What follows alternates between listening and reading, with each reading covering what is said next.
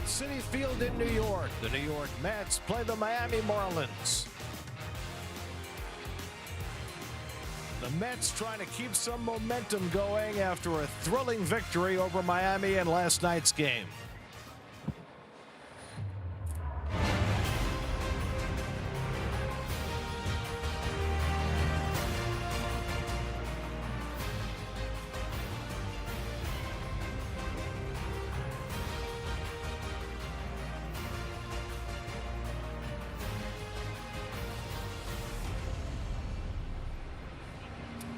And a pleasant good afternoon, everybody, and welcome to Citi Field. Gary Cohen, Ron Darling with you today as the Mets play the middle game of their series against the Marlins. And I'm still coming down from the Hall of Fame ceremony, and the Mets are still coming down from last night's walk-off win over the Marlins. You know, Gary, it was one of those games. They're not at a point where it's not insurmountable to get back in this. But when you have a lead like that, you got to win those games. And it looked really tenable at some point when the Marlins were chipping away and coming back. That they won that game, and that a guy on their bench, Melendez, in his second at bat, hits a two-run home run to walk it off. You need all 26. That's how you build a foundation of a successful year. You're always looking for the game that might change it. Maybe last night was the case. And with the Mets starting pitching in a little bit of flux right now, Christian Scott plays a huge role coming off his best start of the season last time out. Not only his best start, but his longest start, Gary, getting into the sixth inning. That was a beautiful job done by Christian Scott. You know what he throws. He's got the upper 90s fastball to go along with that sweeper and slider. Those are his Toyota numbers by far. Has not gotten a big league win. He deserves one. Here's the Hyundai starting lineup for the Marlins. Christopher Morel gets a start. For the first time in this series, Leo Jimenez, who was just activated off the concussion injured list yesterday, in there as well.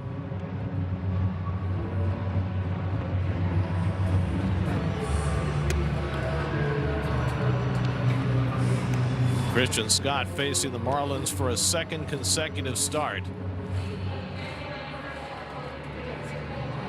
He was in a scoreless duel last Sunday that ultimately went the Marlins' way, but Scott pitching effectively into the sixth inning and now facing the same opponent for a second consecutive start. Well, you're right, Gary. Facing a team back-to-back is always the most difficult thing to do. Here's the defense, though. He's going to be caught by Hayden Senger, who gets his start of the week behind the plate. Fidel Brujan gets the start at shortstop. That moves Bichette over to third base. Simeon Vientos on the right side. And, of course, the youngsters with Soto in the outfield. So car sheet defense for you all. There's Carlos Mendoza, who's on the field for the Hall of Fame induction. It's nice to see the manager out there with Alex and Steve Cohen, the owners of the New York Mets.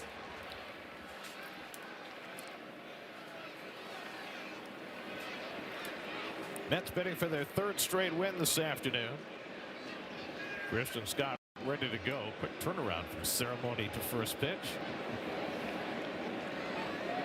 And Christian's having a problem with his pitch comm, which, you know, happens from time to time. Well, that's what we needed, because it was a quick turnaround. So he said, well, let's go to the pitch comm issues, and it'll give us another 2-3 minutes to get ready here. Ryan Addington, the home plate umpire, supervising as Christian gets his pitch comm. And the question is, will he be hit with a pitch clock violation for not having a working pitch comm when he went to the mound? He was. They just gave it to him. So he will start the game 1-0.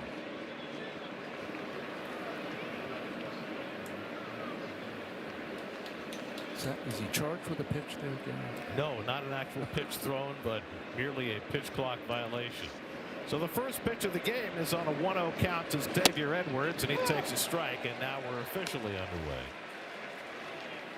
Edwards 2 for 4 last night, had an RBI triple for the Marlins' first run. The Mets took an early 4-0 lead. They led 5-1 and 6-2 before the Marlins came back and forced extra innings on Owen Casey's 8th inning home run.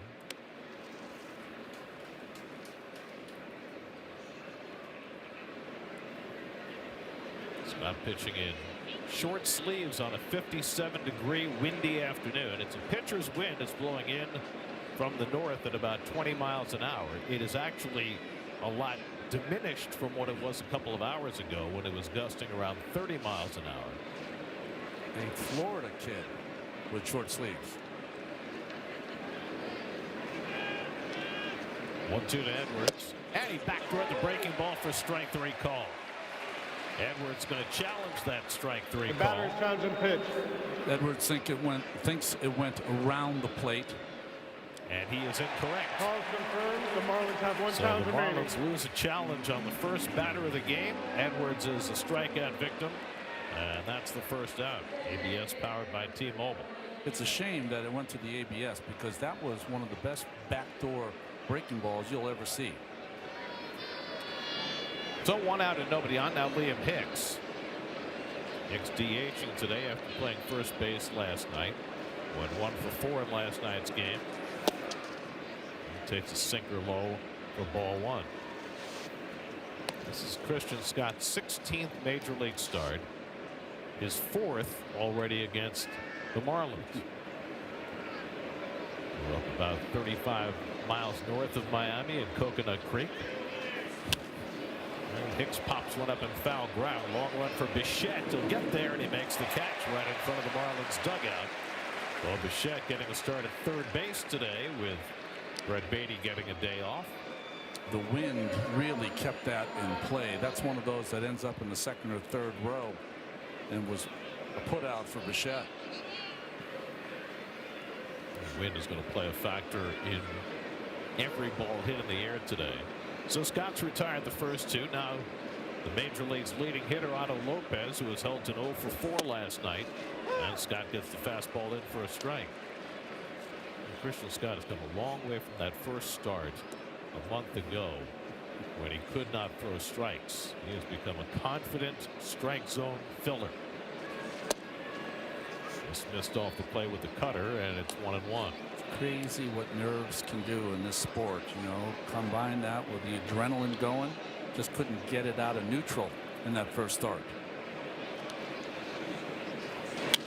Lopez pops one foul that'll come back out of play, and it's 1-2. Ryan Addington, you've already seen, calling the balls and strikes. Ryan Wills at first. Lance Barksdale, the crew chief, at second. Will Little at third. Every Ryan except Gosling and Reynolds.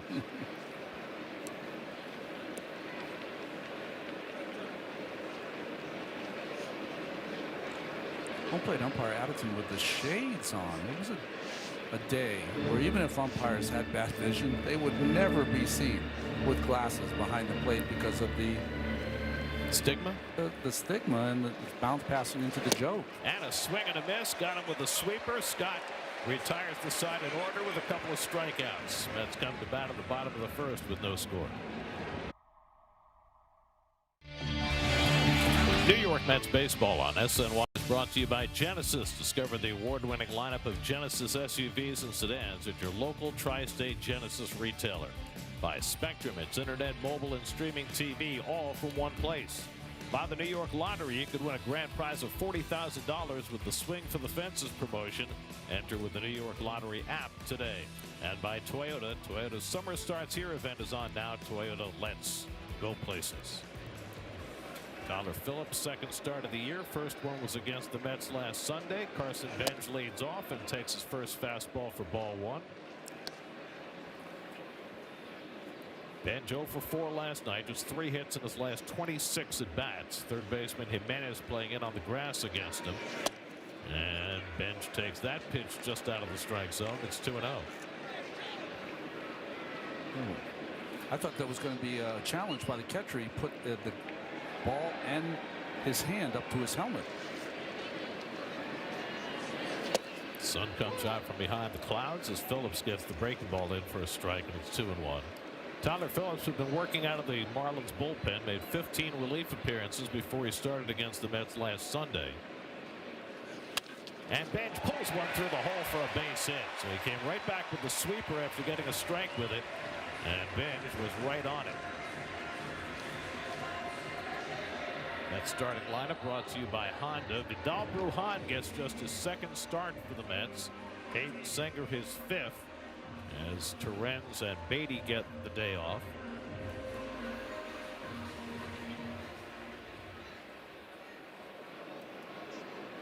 So the Mets have a leadoff base runner now. Bo Bichette, 1 for 4 last night. And he hits a comebacker to Phillips. Flow throw to second. Edwards digs it out and turns the double play. A terrible throw by Phillips, but Xavier Edwards saves his bacon and turns the 1-4-3. I mean, aptly described. What a play by the second baseman, Edwards. Phillips fumbled it, so he never got a good grip on it, so he just spikes it. Edwards with the backhand, not only to catch it, but to get rid of it in a nanosecond is what makes that play. Might be some gold in that young man's future. So 2 out and nobody on for Juan Soto. He takes a changeup outside. Soto yesterday played his 200th game as a Met. In those 200 games, he reached base safely 349 times, which is the most for any Met in their first 200 games. 4 more than Keith Hernandez, 345 times reaching base. John Olerud is 3rd on that list. Soto 1 for 4 last night and takes a fastball strike 2-1. Seems like whenever you have those stats, you only release them when Keith's not in the booth. Is that true, or? Well, I use them when Dave hands them to me, but let's just say they're presented differently if Keith is here. Fly ball out to left center, and Marcy back to the edge of the track to grab the side retired. They score after 1. It bothered us too that your employees weren't taking full advantage of their retirement plans. So Vanguard created something to give them a little nudge. With Vanguard's Well on Your Way, 87% of employees took action to improve their financial well-being. Vanguard, discipline that delivers. Hey, I'm worried about your parents. We need to show them how to spot phishing emails. Agree, the scammers are out of control. And we need to show them how to use a password manager. Plus, help them add multi-factor authentication. Yes, we use MFA at work and it's great.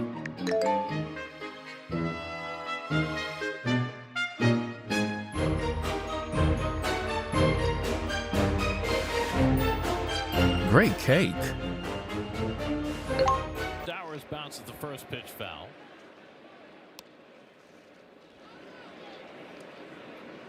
Stowers 3 for 5 last night, a pair of doubles as he tries to jumpstart his season.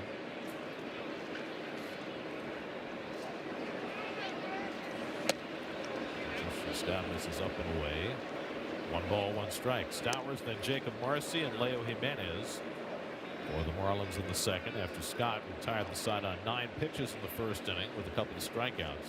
I hear that's called a Clay Holmes. Yes. Fastball in for a strike, and it's 1-2. It's not a Clay Holmes. It's way to go, Holmes. Yo, Holmes. Got to see Clay Holmes in the clubhouse before the game today. He's got a big boot on his foot, but no more scooter. He's ditched the scooter. So he's making progress. Said he's throwing off 1 knee just to keep his arm in shape. 1-2 coming, and Stowers fouls back the fastball. Boy, Stowers looks a lot different than he did down in Miami. He is starting to swing the bat. You can just see it.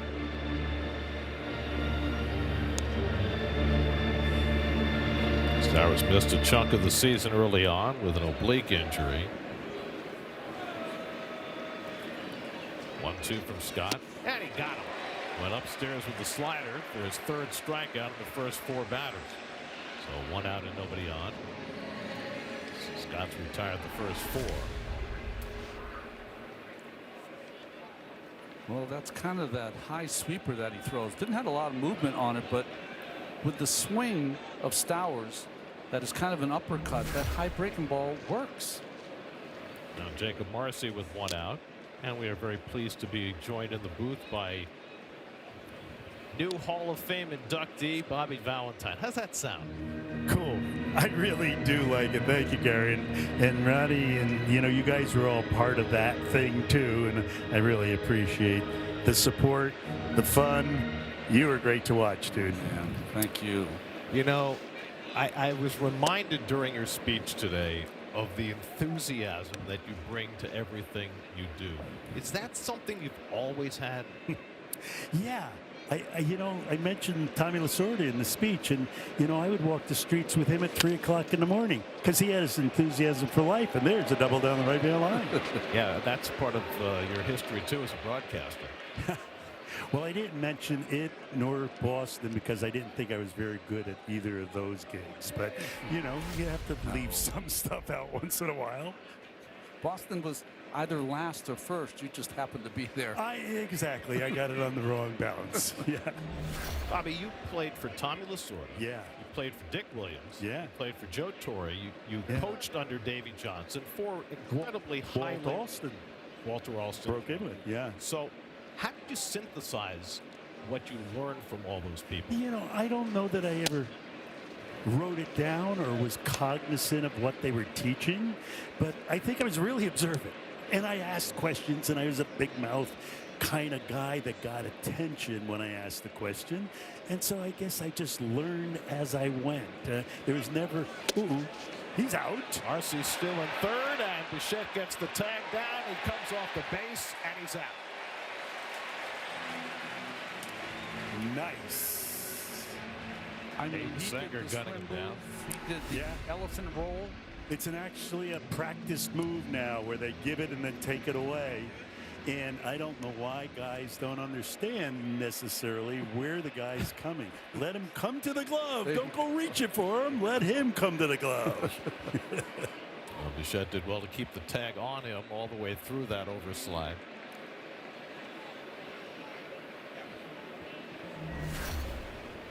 So, Yes. player, Yeah. manager, trailblazer in Japan, restaurateur, public safety director, athletic director, ballroom dancing champ, bubblegum blowing champ. I don't know if I've left anything out. Is there anything that you haven't done that you still want to do? That I want to do. Once again, all of my life, I never really went after it. I let it come to me. And I just try to be me and be as good as I can be doing whatever the hell I was doing. And if something comes along, I'm going to see it and maybe do something else. Yeah. I was thinking you and I first saw each other when you were the greatest third base coach I ever saw for the Mets in those days. But I'd like you to relate, because we talk about how smart the game's become, how much information they have, the analytics. Walk us through you and Davey trying to decide what the signs were going to be for that enigmatic 1984 bunch. Yeah, Davey came in and said, listen, we're not going to have tough signs. I said, don't worry about it. There won't be tough signs. How easy do you want them to be? He says, I want them to be foolproof. I don't want anyone to ever miss a sign. Right, Ronnie? So I said, okay, 1 clap is the bunt, 2 is the hit and run. And if I clap my hands a lot, it will be the steal. And if I make a fist, it's the squeeze. Right? They were simple. And it worked that way. And I coached third, and I loved coaching third, and I beat times with the claps and all that stuff in case someone was watching. The left fielder, Mike, who went to St. Louis, and he was a good hitter, and he later got into organized ball, and he was a thinking guy, and he got traded to St. Louis anyway, and I thought maybe I have to change the signs, but not even then did I change the signs. I tell people all the time, Bobby, that my favorite Met year to broadcast was 1999 because it had been such a fallow period before that. And there were so many great moments in that year, and I can think of a dozen off the top of my head. Is there one that stands out to you? Wow. 99 was a very turbulent year for me. I had that Warren Gates situation where if you really said this, you're fired. Huh? Then I had the coaching situation. Right. And the mustache But then you went 40 and 15 after the coaches got and fired. I told them that I would. Remember, I made the proclamation. What will you do in the next 55 games, Ronnie? I said, we'll go 40 and 15. They said, and what if you don't? I said, I'll quit. How about doing that job in New York City? Nice. And it was at Yankee Stadium before a Sunday night game. That's right. Right? Owen Casey. After losing 7 in a row. Can you stay with us for the bottom of the inning? We got much more to talk about. Jared. Talking with Bobby Valentine, one of the newest Mets Hall of Fame inductees. You were, by all accounts, the greatest high school athlete ever produced by the state of Connecticut. Now, you can argue with that if you want. I know who came out of there. I wasn't the greatest. Well, but it's nice to be spoken about. Okay, and you were the 5th pick in the draft by the Dodgers. I was. And you were going to be a superstar until you broke your leg with the Angels. Do you think if you had become a superstar that you would have become the manager that you did? I don't think there's any chance. I was always the giving guy. I threw the parties. I bought the drinks, whatever the heck it was, right, Ronnie? You kind of remember that. But I wasn't committed to giving the way you must be if you're a coach or a manager. You know what I mean? It's all about that thing. And I think if I played 20 years, I would have been wanting to get, and probably never would have made it. And that probably carried over to your work after 9/11? I think that it had to, only because that was the world I was in. I thrust myself into that coaching thing, right? Where you're selfish. It's not about you anymore. This has got to be about them if you want them to be good. And 9/11 just presented that situation where the guy who I worked for in Texas was now the commander-in-chief. That's right. And he said, we've got work to do. And my whole thing was I was going to enlist. I actually had the thought that this is going to be a war and they need leadership. And I got to put my hand up to see if I could do something in a uniform because I never served. I actually, you could ask Mary about that, was considering that route. Wow. Yeah, because it was him and because it was us, right? Well, what was W like to work for? Oh, he was the greatest dude in the world. You know, he was the least likely politician who ever came along. You know, his brother was the politician. He wanted to be the commissioner of baseball someday.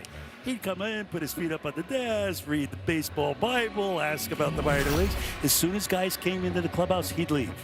Okay, he didn't want to ever have a fingerprint on a game or on a player, which is really pretty cool for the managing general partner to understand that. You got two young managers here, Clayton McCullough for the Marlins and Carlos Mendoza. What is the greatest thing about being a leader of men when you're a baseball manager? The thing that you try to solve every day is what are the needs of the individuals that you're trying to lead to battle. You got to make sure their canteen has water. You got to make sure they have a loaded gun. You know, you have to make sure they're ready to do this really tough job. It's not easy to play this game. Nice play at first base by Morrell. Bobby, thank you so Love you much. guys. Congratulations. It's great to see you. It was great to hear from you, and all the best. Thank you, bro. Thank you. Hall of Famer. Nice. Honda Sports Night on SNY. Hello and welcome to Honda Sports Night. All night, every night, starting at 11, only on SNY. Third inning at Citi Field, no score. Christopher Morrell, who just made a fine defensive play, leads off for the Marlins and pops the first pitch foul back and out of play. I mean, we had Bobby in, so we didn't really comment on Morrell's play. I mean, you never think of defense with Christopher Morrell. Outstanding play.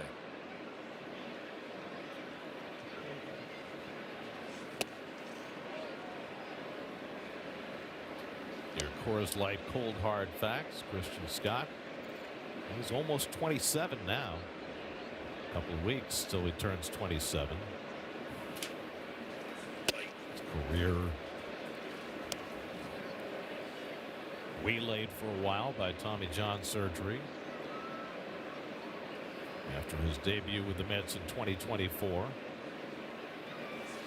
Started this year in the minor leagues just to kind of go slow with him. And as soon as the Mets had a need, Christian was here, and he has been terrific through his first 6 starts. But still looking for that elusive first major league win. Well, you said it. A quarter of his starts have been against the Marlins. He's from Florida. It's time. So here's the juxtaposition on that with Christian Scott. He is the only Met starting pitcher to go through his first 15 starts without a relief appearance and not get a win. But he's also the only Met ever to give up 4 runs or fewer in every one of his first 15 major league starts. Half swing, and Morel went around for strike 3. It's 5 Ks through the first 8 batters for Scott. He has really got a sweeper working. That ball is moving. I don't know what the horizontal break is, but that ball started on the inside corner, ended up in the left-handed hitter's batter's box. Not even close. Yeah, that is a Noel Plain style sweeper. There's Joe Mack, the catcher, and he takes one low and inside for ball 1. The sweeper is averaging 19 inches of horizontal break this afternoon. There you That's go. 2 inches more than he's averaging for the season.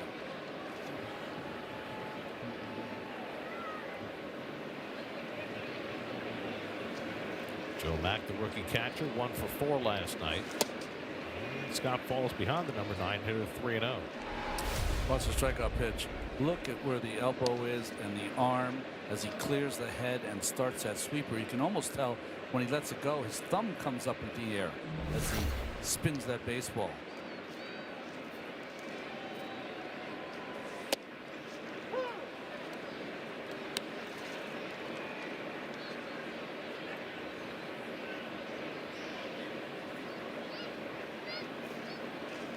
Three and 1 to Mack with Edwards on deck, and he swings through the fastball, and it's 3-2. Whenever we have guests, my scorecard gets a little problematic. I understand completely. Joe Mack from Williamville, New York, up near Buffalo. The original Joe Mack's in the ballpark today. Joe McElveen. Strike 3 call. Now looking at a fastball. 6 strikeouts first time through the batting order for Christian Scott. That time came from 3-0 down to get Mack. MLB is partnering with Crisis Text Line to increase mental health awareness.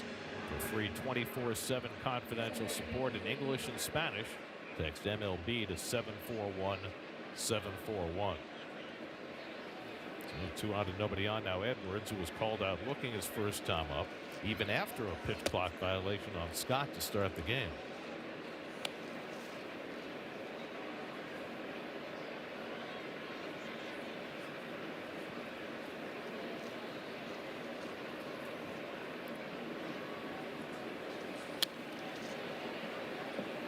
Edwards had an opposite field double against Scott in the game last Sunday in Miami. Christian allowed just 4 hits in that game.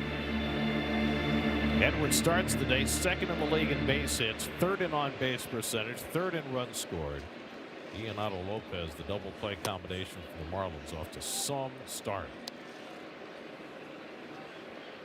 As productive a middle infield combination as there is in the game right now.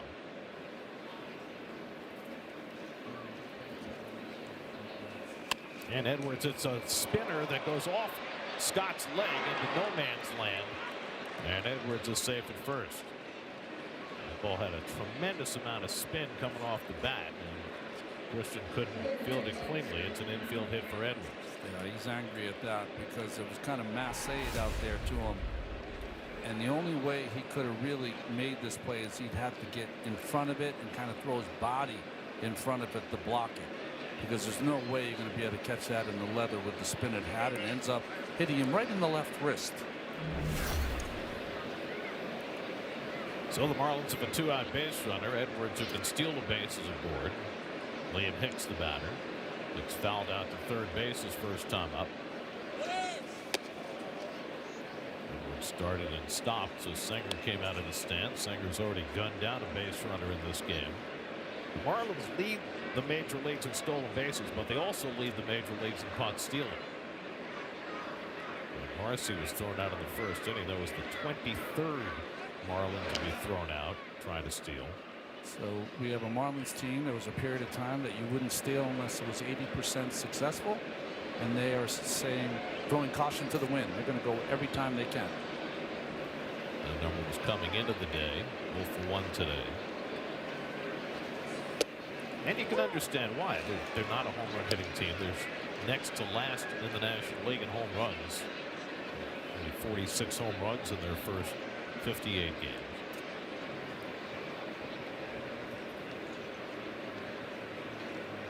Edwards taking a larger lead, does not go, and Hicks fouls it away. A ball and 2 strikes.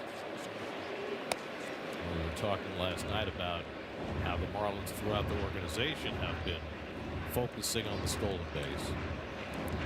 Well, it also tells you a little bit about how they're drafting as well, right? They're drafting the athletic, speedy player, which I think more organizations are focusing on. We look at A.J. Ewing and Nick Morabito, who was up earlier this year.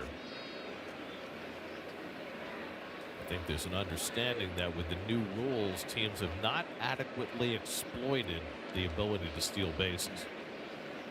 It's one of those areas on the margin where teams can probably improve. Off the fist, a little dunker into shallow right center. On comes Bench diving, can't get it, base hit. Edwards will go first to third. Nice effort by Bench. But Hicks with a little parachute. And the Marlins have runners at first and third. Remember, Hicks had a double last night off the end of the bat that went down the third base line. And this time gets jammed and just fists this ball out to right center. And you couldn't have thrown it in a better spot. Really, the Bermuda Triangle in between Ewing and Bench. Nice effort. Good backup by Ewing to make sure that ball didn't produce any further damage. So now Otto Lopez looking for his first hit in this series. First and third, 2 out. And Lopez takes a sweeper for a strike, 0-1. Lopez was struck out his first time up, 0 for 4 last night. Still leads the major leagues in batting.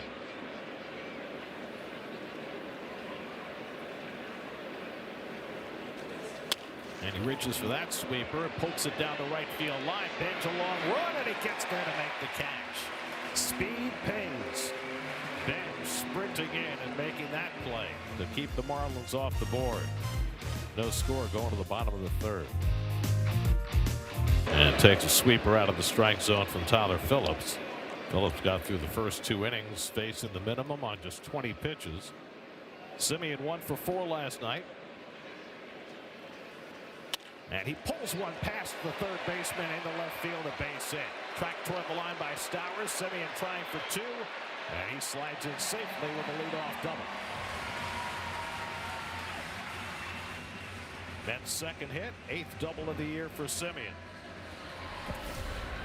But we've seen now a couple of balls that he has hit out in front of the plate now. This one whistled by Jimenez at third base. And I love the read he had. Watch him coming out of the box. He's thinking double. And because Stowers fielded that going away, knew he was not going to be able to get anything on the throw, so he takes 2 bases. Corners pinch in against Vidal Brujan with a runner at second and nobody out. Brujan does square. It's an interesting call here to bunt. You've got Hayden Singer batting 9th in the order behind Brujan. But it gives Singer a chance for a sac fly. He can get a runner in without the benefit of base hit. Brujan, this is part of his game. Just his second start for the Mets. His only hit was a bunt single with the bases loaded in that big inning in Washington. I might be tempted to let him swing the bat here. 2-0. You're going to get the rare fastball from Phillips. Brujan had his most extensive playing time with Miami 2 years ago. Now playing against the Marlins, and he drops down a perfect bunt. Jimenez throwing on the run too high, and everybody's safe. Now that is a big part of Brujan's game, and he laid down an absolute beauty.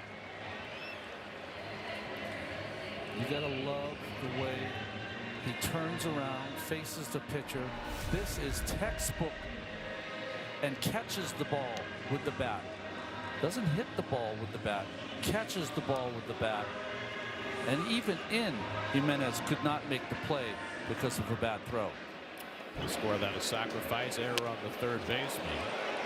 Putting runners to the corners with nobody out.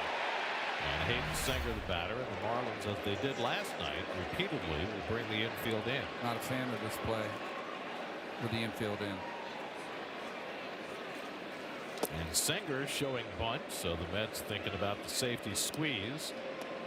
Mack able to keep that ball in front of him. 1-0. Singer making his 5th start. Giving Luis Torrens a day off. Torrens has been playing just about every day. Semien at third. Brujan, a very fast man at first. And Singer against squares, pushes the bunt. They backhand flip home by Morel, and they get the out at the plate. That's the second fine play by Morel in the field. Getting that right on the money to Mack. He put the tag on Semien before he could reach the plate. When it's a safety squeeze, you have to read the bunt if you're the runner at third. If the ball is bunted too hard, you don't have to go. Semien could have stayed there. They would have had to make the play at first. You would have had second, third with 1 out. But that's the big read on the safety squeeze. That's why it's called that. Is that when the bunt is down, you have to read the velocity of the bunt. And that ball is bunted too hard to Morel. So that's the first out of the inning. Brujan to second, Singer to first, and here's Carson Bench. Bench takes a curveball down for ball 1. Carson pulled the base hit through the hole into right his first time up. Third baseman Jimenez playing on the cutout. Now he backs up with 1 strike with 1-0. Bench lays off another breaking ball, and it's 2-0. Sacrifice to a safety squeeze. Like 1978 New York Mets when Lee Mazzilli was in uniform. Frankie Taveras laying down the bunt.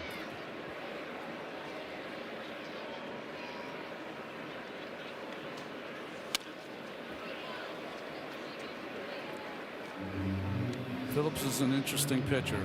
He's a guy that throws 96 to 97 miles an hour, but he wants to get you out with his secondary stuff. His sweeper, his slider, his change. Throws his fastballs 34% of the time. Brujan takes off early. Phillips steps off and throws to third, and Brujan is tagged out. So the Mets running themselves out of this inning. Brujan took off too early, caught stealing 1-5 for the second out.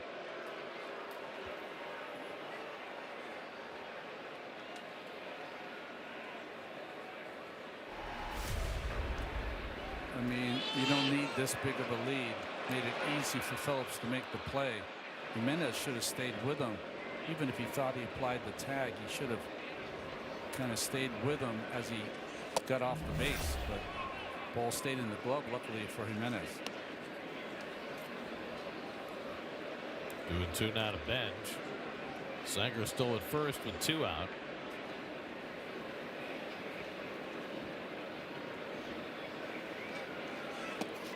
Bench takes the curveball down 3-2. I've been doing this 21 years. I don't know if I've ever seen an inning like this so far. Safety squeeze attempt. Runner thrown out at the plate. Runner takes off too early from second. Gets thrown out at third by the pitcher. Now Singer will run 3-2 to Bench. And he strikes him out with a breaking ball. So Phillips faced 4 batters. Got 2 outs on the bases. And keeps this a scoreless game after 3 at Citi Field. 4th inning, Mets and Marlins no score. We've heard from one of today's inductees into the Mets Hall of Fame. Let's hear from the other with Steve Gelb. Steve. And you know what, Gary, this is perfect timing because his adorable little granddaughter, a 1.5 old. Can you say hi? Can you say hi? It's Sophia, correct? Sophia, where you going? You want to say hi? Say hi, Gary? No? Okay, I'll see you No, later. she doesn't want to. But you know what? Let's start with her, actually, Lee. Congratulations, first and foremost. I know that it was extra special for you because your granddaughter was able to be there, right? Yeah, and I think the timing was right because if this happened 5 years ago, she would not be here. So it's just everything was special. It just, like I said, it was good to come back home. On a day like today, there's a lot of anticipation going into it. How did it actually live up to what you thought it would feel like out there as Carson Bench makes a phenomenal one-handed grab to rob Kyle Stowers? The kids continue to impress. I'm going to tell you, these kids, I love Ewing, I love Ben. The fans, they got to give them a chance. They got to play. They have to play. but they do it all. I mean, they run, hit, throw, play the game. They're baseball players. So I'm excited to see them develop. I really am. For you, I mean, I'm just going to pivot and ask a different question quickly because we saw that play. You know what it's like to be a young, highly touted prospect in New York. Just what are the challenges and the excitement associated with that going through that? I think you put all that on yourself sometimes when you shouldn't be. And you like to just go out and play, but it's not easy, playing in the city. And you have to be able to deal with it. That's the bottom line. You have to deal with it, good or the bad. And it's going to come up. Trust me, it's going to come up. And Ben started out at the beginning a little slow. You see how he's progressed. He's coming along. You have to play this game. You have to play. You can't sit in the dugout for 3 games and expect to go out there and play and be at the top. So he's getting the opportunity and he's making the most of it. All right, Lee, back to that question, though. What was it like, the actual experience of being out there in front of all the fans and becoming a Hall of Famer? I don't know yet. I think when I get home and I finally decompress, because last night, I don't know, I got about an hour of sleep. There's just so much going on with the family. On the field was probably the most comfortable I felt in the last week. Because I was just speaking from my heart, and that was kind of cool.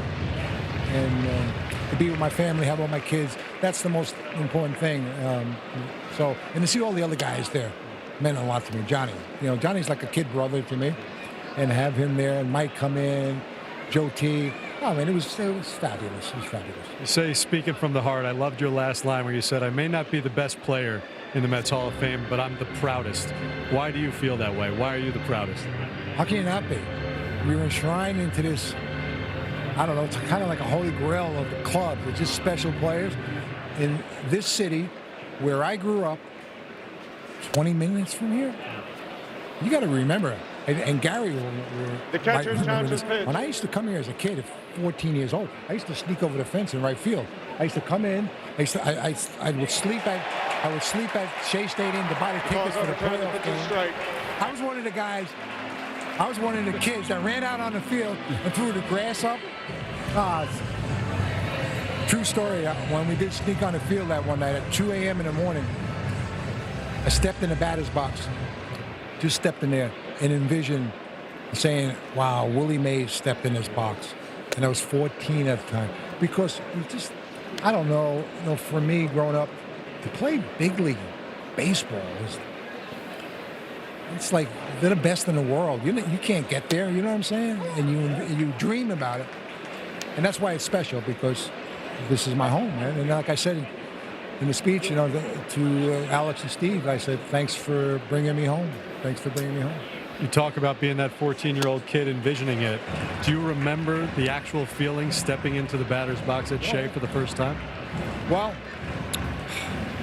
yes. And it's so surreal for me because, before I went back to Shea, just to be in the clubhouse with Tom Seaver, Jerry Kuzma, Joe Torre, Jerry Grody, Buddy Harrelson, Eddie Kranepool, these were my teammates. The great Mets. So, yeah, I mean, it's a little different. All right, last question for you, because after you left the Mets, when you got released by Pittsburgh in 1986, you had options. You could have gone elsewhere and been guaranteed major league time. What was it about this team and that year that made you want to roll the dice and come back here no matter what? Well, it wasn't, I wouldn't say no matter what. I had a couple of things on the table, and at that time, I was not guaranteed anything, that I was going to be here for 86. I knew they wanted me for 87. And someone got a message to me and said that I needed to call Davey Johnson on his private line. And back then, no cell phones. And I was traveling. I was in the airport. I had to get his number. I had to call him up. We had a conversation. And that's what turned it around, believe it or not. And then I had to go down and get in shape. And that's how it happened. It really did. So I was very fortunate to, when I came to the Mets in '86, there were a little eggshells for me a little bit because I was coming into a team that was already established. And I knew the Mets wanted me in spring training in a trade, but they couldn't work it out. But they were established. They were the powerhouse. I knew they were the powerhouse. So to get back here and win a championship, just icing on the cake. So that's what we strive for, and I'm very fortunate to get that. I really am. Well, I know you talked about your parents as well. You certainly made them proud, and World Series champion in '86, 40 years later, now a Mets Hall of Famer. Lee Mazzilli, incredibly cool. You know what? I'm going to take my granddaughter into that rotunda. I'm going to walk with her hand in hand and say, "That's you, Grandpa." It's going to be the best day of my life, and I can't wait for that. I can't. Lee, that's what it's all about. Hey, thank you so much. Thank you, my friend. Congratulations. Enjoy the rest of the day. Thank you. I will. All right, guys, back to you. When I started with the Mets in 1989, the first player on that team who came over to me and introduced himself and said welcome was Lee Mazzilli. Wow. And that will always resonate with me. I hope he doesn't mind, but I'll share when he talked to Davey Johnson on that phone call. He said to Davey, when you go to the postseason, am I on that roster? And Davey Johnson said, absolutely. That's why he came back. And he was a big piece. I mean, he didn't play that much late in the season, but he had huge hits in the last 2 games of that World Series. He was automatic. I don't know what his on-base percentage as a pinch hitter was, but if he didn't get a hit, he walked. And he still could run, and he was so smart. And he was just, I don't know, for all of us, when Lee Maz came back, we knew all his history and everything. It just, he fit in from day one. The second he walked in that clubhouse, it's like, Mazzo. He just felt great around him. And you weren't a minor leaguer anymore. Exactly. I don't know if you guys know the story, but when Lee was traded from the Mets in 1981 to the Rangers, he said, I don't mind getting traded, but for 2 minor leaguers? So we always have that little joke between us. It all worked out perfectly in the end because the Mets got Ronnie and they got Walt Terrell, and they took Walt Terrell and they traded him for Howard Johnson, and then Maz came back. That's right. So you got all those 3 pieces of a World Series team. 3-2 to Casey. Jimenez will be running. And it's fouled off. And you know, Lee just said that as a 14-year-old kid, can you imagine how simpler the world was then? He got into Shea Stadium and stood in that box and was hoping that maybe a dream came true. Well, it did come true for him, but we, as fans and friends of Lee, are lucky that dream came true. Swing and a miss. Good back foot sweeper by Scott for his 8th strikeout. That matches his career high. The great Lee Mazzilli, Hall of Fame.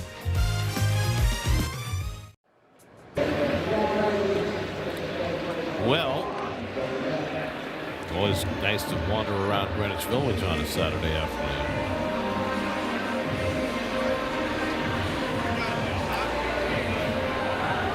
Around the majors presented by Jeep. Well, the last I saw on Murakami, it was going to be 6 to 8 weeks that he was going to be out with a hamstring injury.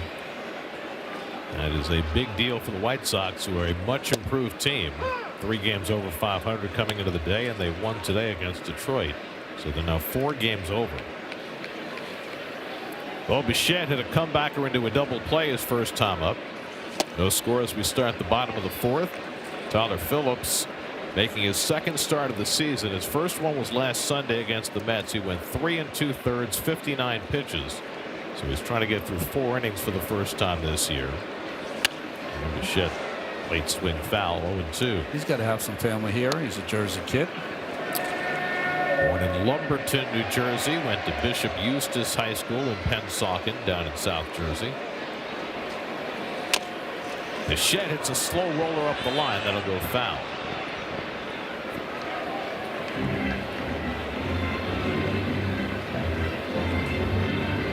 The White Sox, because of Murakami going on the DL, are bringing up really the guy that's had the best year in the minor leagues, Jacob Gonzalez, 19 home runs and 62 RBIs in AAA Charlotte. That's a lot of RBIs. Did you tell me that Fernando Tatis Jr. actually hit a home run today? He did. Unless it was senior, it just said Tatis hit a home run. I wouldn't put it past senior. Padres lead the Nationals 3-1 in the 6th. And Bichette hits one sharply, but right at the shortstop Lopez. And that's the first out.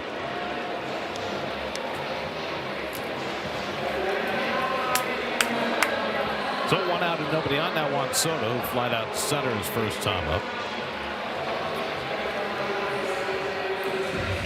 Gary, did you read anything? I was trying to scour to see if there were any comments on McCullough pitching to Soto last night. I saw nothing. No comments, no questions asked.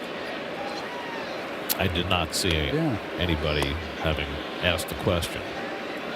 But it worked for him until it didn't.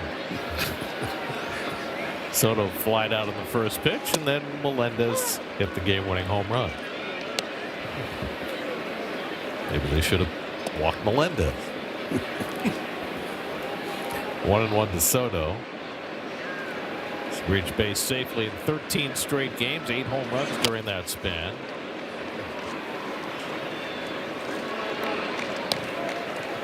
Braves tonight are going for their 40th win of the season in Cincinnati. 9.5 game lead on the field. Phillies got waylaid by the Dodgers last night. Justin Wroblewski, 1 hit in 7 innings. Sounds like the outing he had against the Mets. I mean, the Phillies have good enough pitching that they've kept their head above water, and they've got, you know, Harper and Schwarber, but they can't hit lefties. Their right-hand hitters are just having terrible years.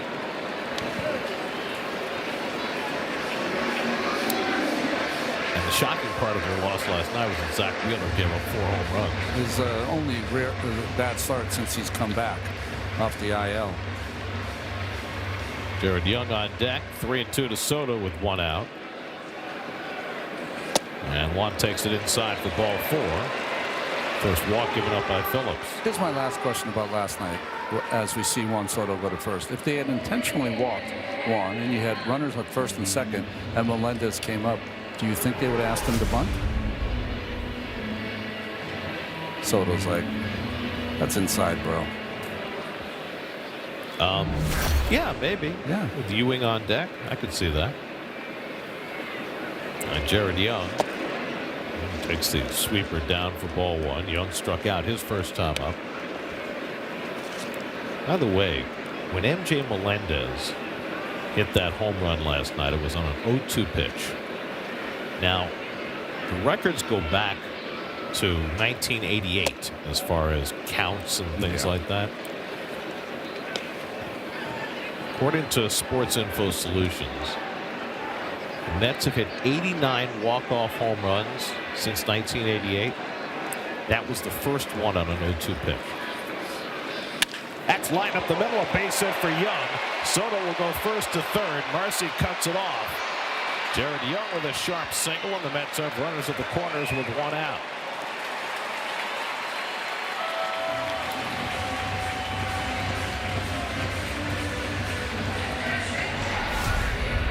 This ball was blistered. The way it traveled through the outfield reminded me of a AstroTurf hit in the 70s and 80s. Hit right on the nose. Almost beat the outfielders in the gap. Nice play by Marcy to get it in.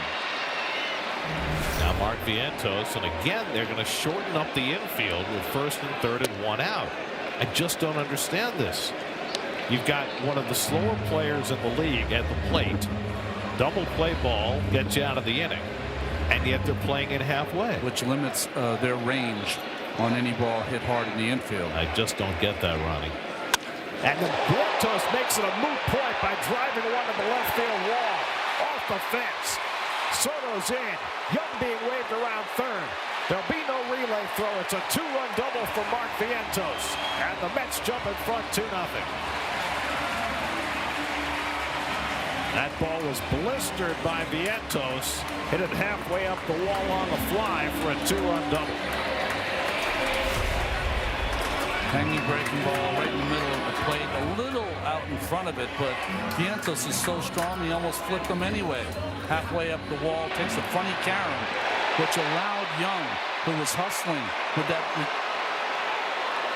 new meniscus or repaired meniscus, and still scores a run. 108 miles an hour off the bat from Vientos, and two really hard hit balls in a row from Young and Vientos, and the Mets played a couple, and now A.J. Ewing tries to keep it going. Vientos jumping around off second. Sometimes when you see that, you get the impression that the runner is trying to give the hitter some information.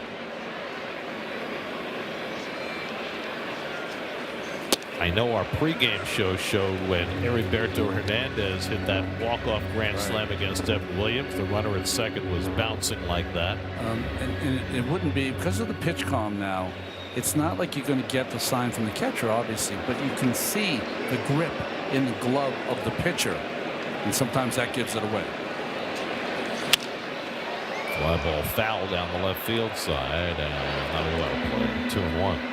It seems like Phillips in these last two starts against the Mets, outstanding, and then kind of hits a wall as he's trying to build up his arm strength and pitch number as a starter. There's nobody up in the Marlins bullpen. They used 5 relievers last night.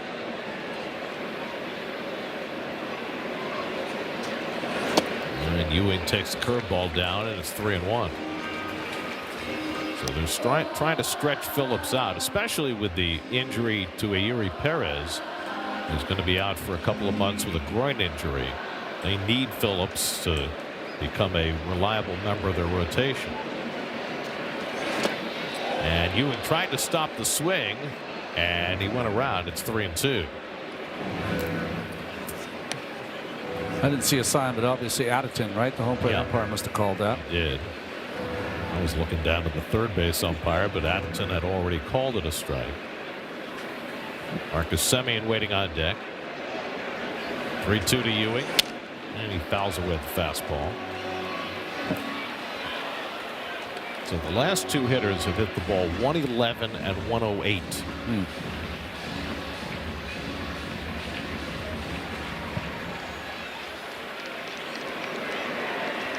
Seventh pitch of the at bat coming to Ewing, and he hits that one weirdly down to third base, handled by Jimenez, and he throws out Ewing. Ball came off the bat very funny, but Jimenez staying right with it.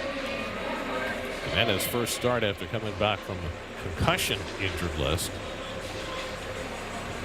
So 2 out. Vientos still at second, and now Semien, who doubled down the left field line in the third. He's thrown out of the plate, trying to score on a safety squeeze by Hayden Singer in that inning. Christian Scott now staked the lead, cooling his heels before heading out there for the fifth. Scott has already struck out 8 through 4 innings, which matches his career high.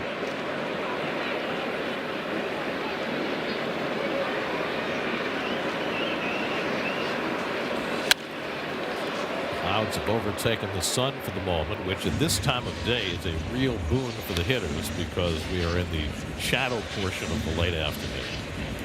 The wind has died down, though. It was really blowing earlier in the day. It was blowing 30 miles an hour plus. It was 20 at game time. It seems a little calmer now.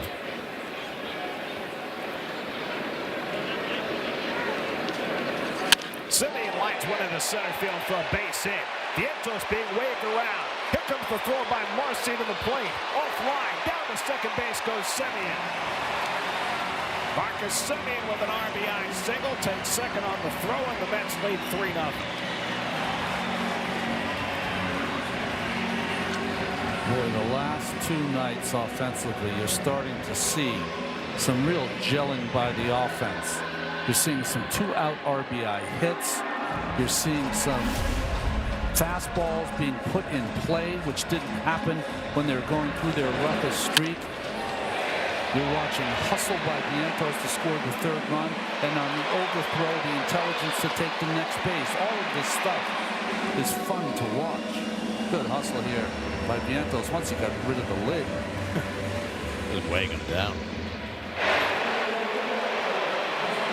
Now they've identified the height of the throw and take the next base. Taking Moscos, the pitching coach, out to the mound to talk to Phillips. Still no action in the Marlins bullpen. They want Phillips to push his pitch count. Well, the Mets with 3 runs home here in the 4th. And now Vidal Brujan will come up for the second time. Brujan sacrificed his first time up, was later caught stealing third.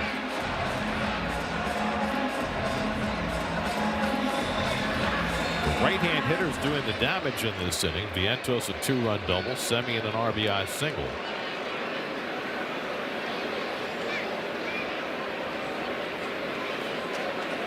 And Brujan pulls one to the right side. Edwards is right there to grab it. Side retired, but the Mets tally 3, and Christian Scott a 3-0 lead after 4. Erica.org.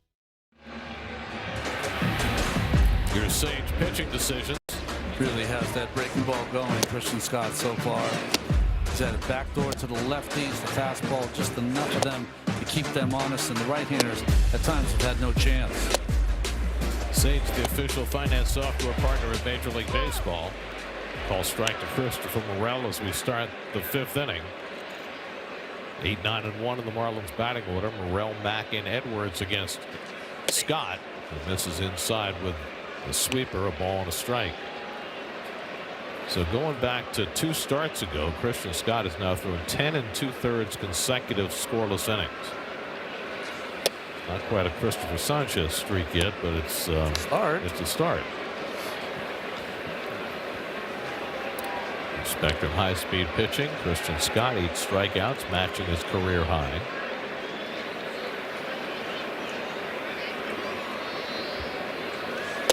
And Morel takes fastball for a strike, and it's 2-2. Shadows have come into play right now.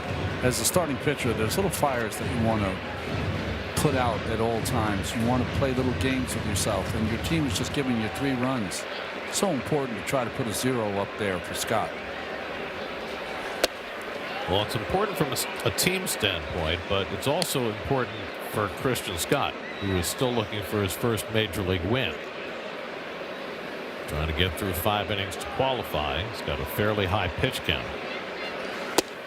And he walks Morel to start the inning, although Torrens is going to, Singer is going to challenge the call. He should have challenged the one prior. That was a strike. This one, I think, is down. And it is. So ball 4 to Morel. The Mets have 1 challenge So remaining. each team has 1 challenge left. Second walk given up by Scott.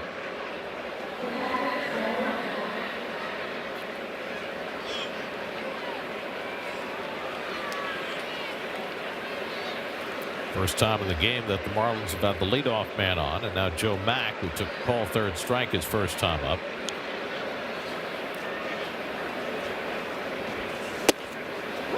Marlins have had base runners in every inning but 1. Scott retired the side in order in the 1st.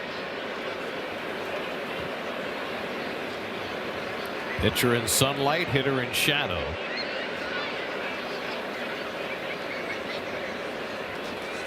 And the curveball bends in for a strike. 0-2. Scott held the Marlins without a run for 5 2/3 last Sunday. It was the first scoreless start of his major league career. And trying for another today. 0-2 coming, and the sweeper fouled off.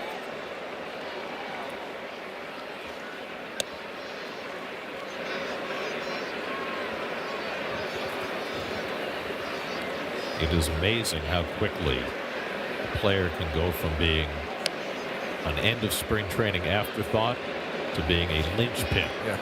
And right now, Christian Scott is a linchpin in this rotation.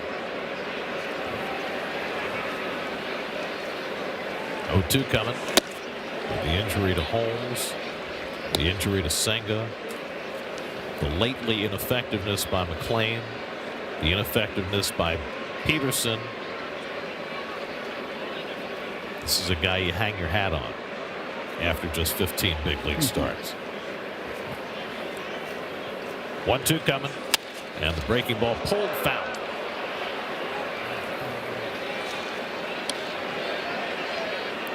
In NL East storylines, Kyle Schwarber leading the major leagues in home runs. The Nats giving up the most runs and scoring the most runs. And the Braves are trying to win their 40th game in their 59th game. Extraordinary. Remember yesterday's game, the Mets got off to a lead and the Marlins pecked away all game long. They're not going to go away. Mets were up by 4 runs on 3 separate occasions last night. The Marlins came back to tie in the 8th before the Mets won it in the 10th. Hard working at bat against Joe Mack. And he flies one out to center field. Ewing giving some ground into the shadows. He's got room and he makes the catch, stumbles into the wall. Morel tags at first and goes to second. Ewing did a nice job tracking that ball. But Morel did a good job tagging up and taking the extra base. I think sometimes we tend to forget that ball came out of the shadows and then was in the sun. He's got his sunglasses on and then ended up back in the shadows as he made the catch.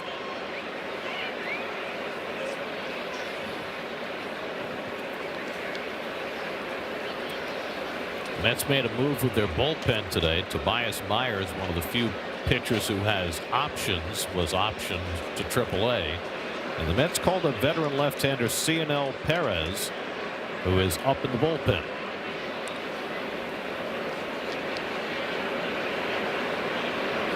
Third time around the order now for Scott. Xavier Edwards had an infield hit his last time, and he pops one up, foul ground. Bichette coming over, and that'll go out of play. We saw Cionel Perez a few years ago with the Orioles, and nobody was touching him. No, he is so tough against left-handers. Got the good change against the right-handed hitters. Pitched for the Nationals earlier this year. Now he's a Met. The 30-year-old from Cuba is up and throwing. Got the blue glove and everything. Ready to go. 0-1 to Edwards. Bounced on the right side. Semien comes in to get it. And that's the second out. Morel over to third.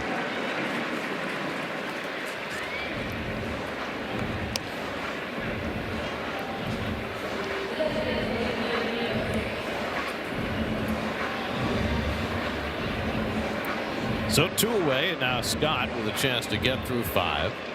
Takes on Liam Hicks. That last pitch to Edwards was a splitter. It's one of the few that he's been able to throw today that have been effective. Most of them have been non-competitive. I think it's going to be the next pitch, though, that it's going to take him to the next level, because that'll neutralize the left-handed hitter.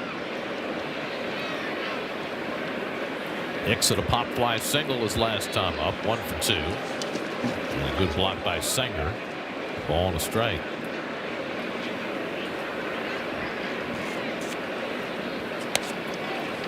Liam Hicks, 44 runs batted in, tied for 3rd in the National League.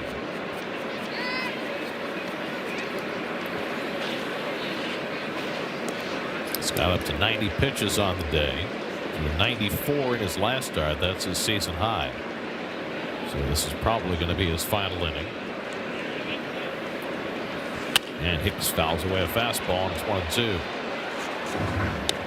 You know, after I broke my thumb, Gary, I had to learn a split finger or a changeup kind of pitch, and it wasn't until mentally I decided that it wasn't a breaking pitch. It was just a fastball with a different grip. Once I had that mentality, it changed that pitch for me, and I'm sure it'll be the same for Christian at some point. 1-2 to Hicks. And just got a piece of that splitter. I wonder if Singer, who caught Scott in the minor leagues, may be using that pitch a little more than maybe Torrens has. I mean, through his first 6 starts, he'd only thrown it 4% of the time. He's thrown it more than that today. He just hasn't been very effective with it till this inning. And the breaking ball pulled into right field for a base hit, and the Marlins will get on the board. Morel comes in to score. RBI hit for Liam Hicks, his 45th run batted in of the year, and it's 3-1. Well, whatever book the Mets have on Hicks, they're going to have to burn it, because they have not been able to get him out so far this year. Now, he's had a couple of fortunate hits in this game, but Miami and this 2-out RBI hit right on the nose. Well, this might be a very important batter for Christian Scott, because if he doesn't get Otto Lopez out, they might bring in the lefty to face Kyle Stowers. Lopez is 0 for 2, struck out and flied out, and swings and foul tips the sweeper, 0-1.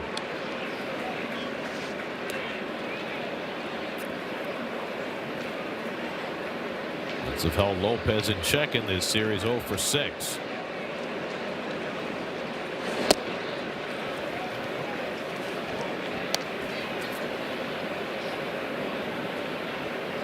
Four pitches, matches his season high. Most he threw in a game his rookie year in 2024 was 99.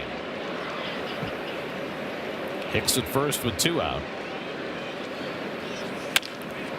Toward the gap in right center, racing back is Ewing, and he reaches out to grab it. Binge with a play in the 4th, and now Ewing with a running catch in the 5th. And Christian Scott can take a deep breath. Marlins get just the 1 run. Scott's through 5 with a 3-1 lead. Home 5th inning, Hayden Singer leads off, and it's a slow ground ball to short. Otto Lopez in the field. 1 pitch and 1 out for Tyler Phillips in the bottom of the 5th.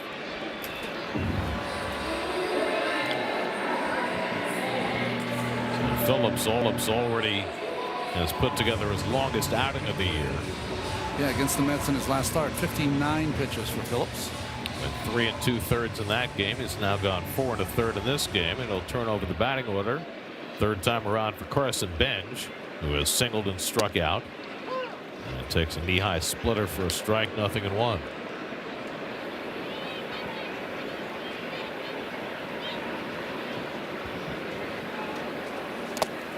Phillips did quite a bit of starting for his hometown Phillies in 2024. In fact, he had a complete game shutout for the Phillies. I think against the Guardians. To 105 pitches in that game. So he's been there before, and they're trying to build him back up to that.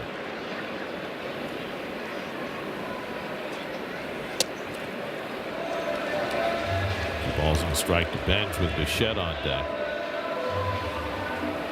Carlos Mendoza was asked about sending Tobias Myers down and whether they're stretching him out to be a starter, and his answer was kind of ambiguous. He said he's going to be on a schedule where if he throws 35 40 pitches, they'll sit him down for 3 days, but he didn't really say they were going to stretch him out as a starter, that he might well be back in the same role in a couple of weeks, and he was just collateral damage with the Mets having used so many relievers last night. 3-2 now to Bench. Most guys don't have options, and Tobias did, and that's why he was the guy who got sent down. Yeah, you don't want options. Never. Well, you run out of them eventually. Like Bacher up in the bullpen for the Marlins. That's slapped the other way. That'll go over the bag for a base hit for Bench. He's racing for second. Stowers turns and fires, not in time. Carson Bench taking one right over the third base bag for his 8th double of the year. Well, this is the case of just trying to stay in the at-bat, put the ball in play. If you foul it off, you live to swing another day. But this one stays fair, right over the middle of the bag. An easy call for Will Little, the third base umpire. So the Mets have their 6th hit. And now Bichette. He's hit 2 ground balls, 1 into a double play. Bench at second and 1 out. And Bichette rifles 1 foul into the netting.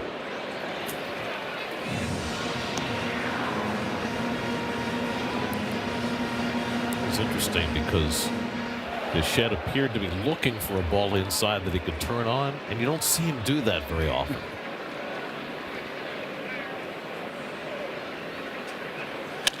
He launches this one out to left field. Stowers, though, should have room.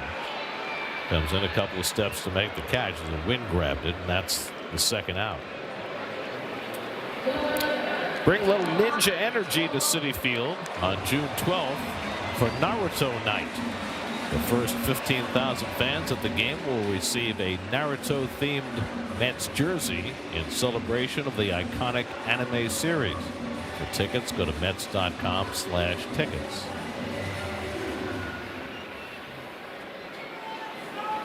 There's Juan Soto, who walked and scored in the 4th inning.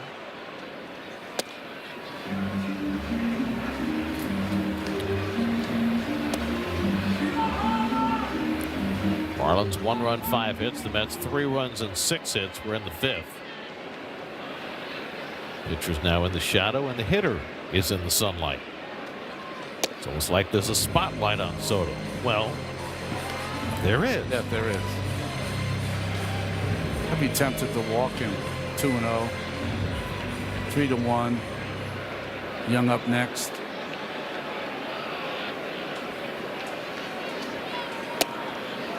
And now 3-0, except that The catcher's Townsend pitch. Joe Mack's going to challenge the call. Marlins only have one challenge left. And they win that one. It's Pitches funny, overturned, but Mack pitches and strike. Soto just stood there like looking. I wonder who's going to be right here. It's out of their hands. Once you turn it over to the robots, they become your overlords. I wonder if he can sit on breaking ball here.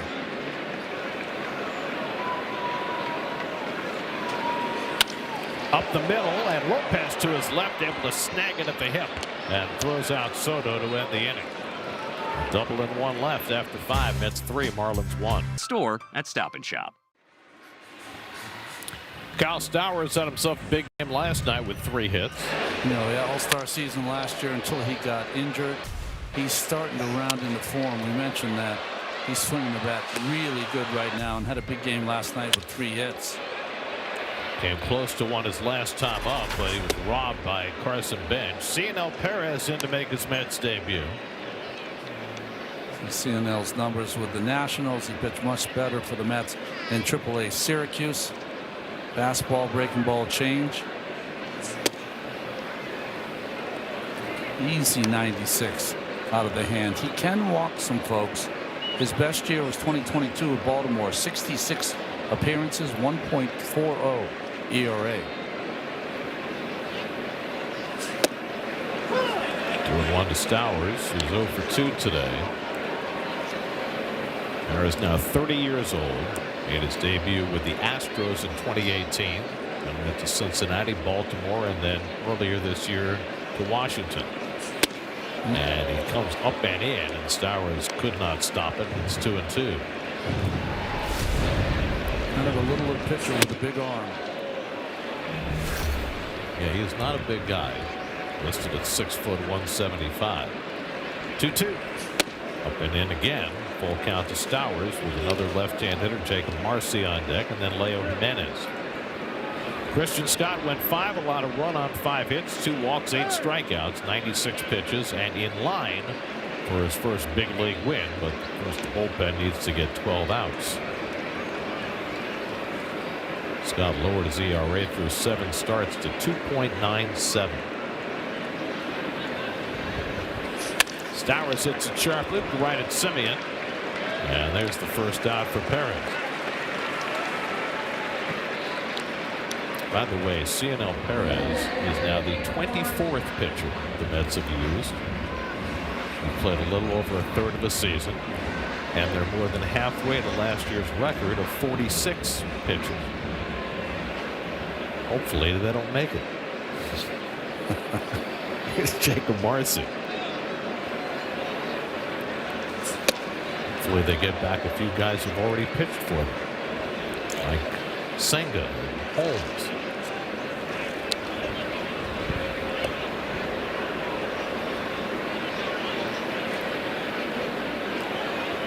Senga's going to throw a bullpen here tomorrow and then make another rehab start while the Mets are on the road.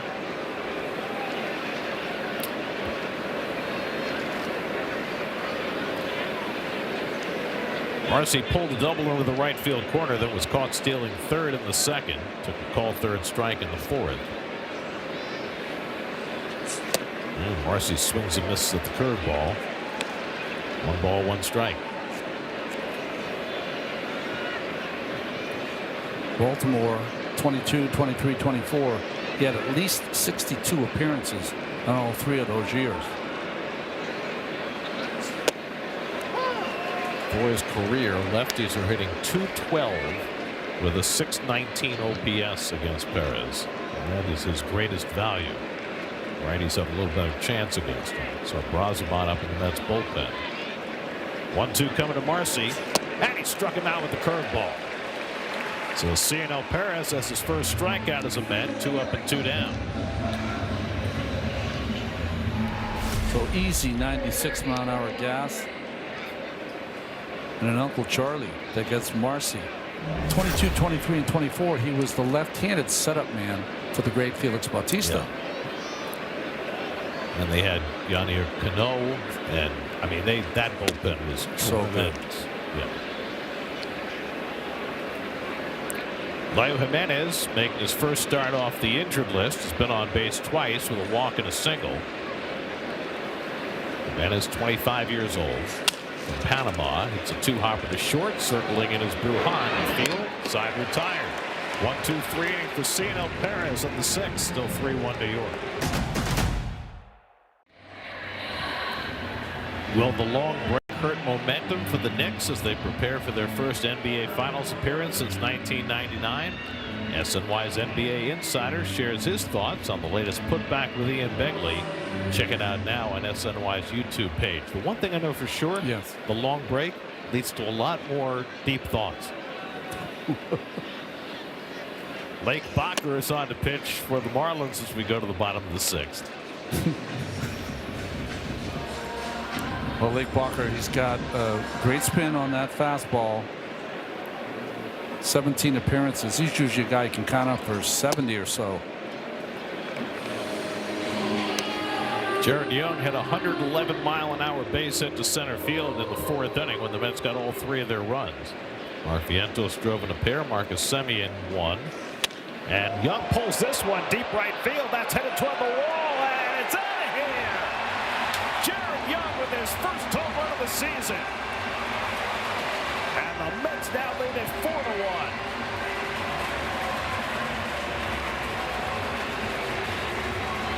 What a spark getting Jared Young back from the injured list.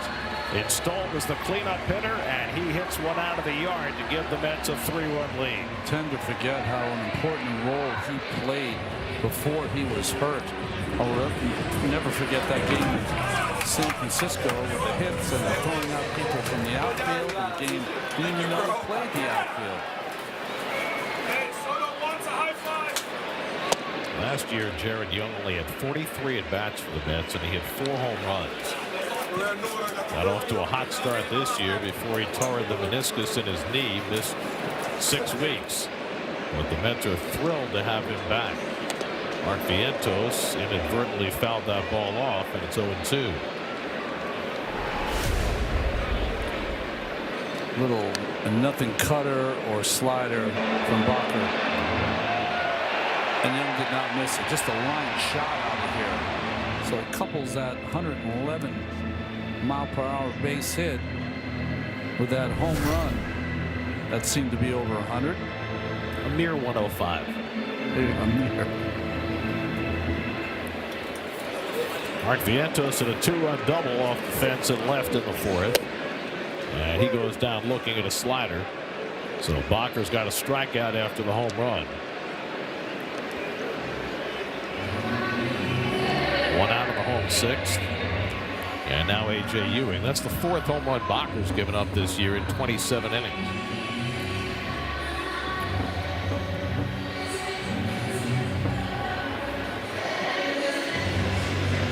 A.J. Ewing's been up twice, grounded out both times. First time was on a fine play by Christopher Morel at first base. Backhanding it and getting to the pitcher. This one's an easier chance for Morel. And Ewing retired 2 out. Tyler Phillips, the Miami starter, went a season-high 5 innings and 72 pitches, 3 runs, 6 hits, 1 walk, 2 strikeouts. He's on the hook in this game. Marcus Semien's already had a big day with a single and a double. He's driven in a run. So Lake Bacher went to the University of Wisconsin-Whitewater.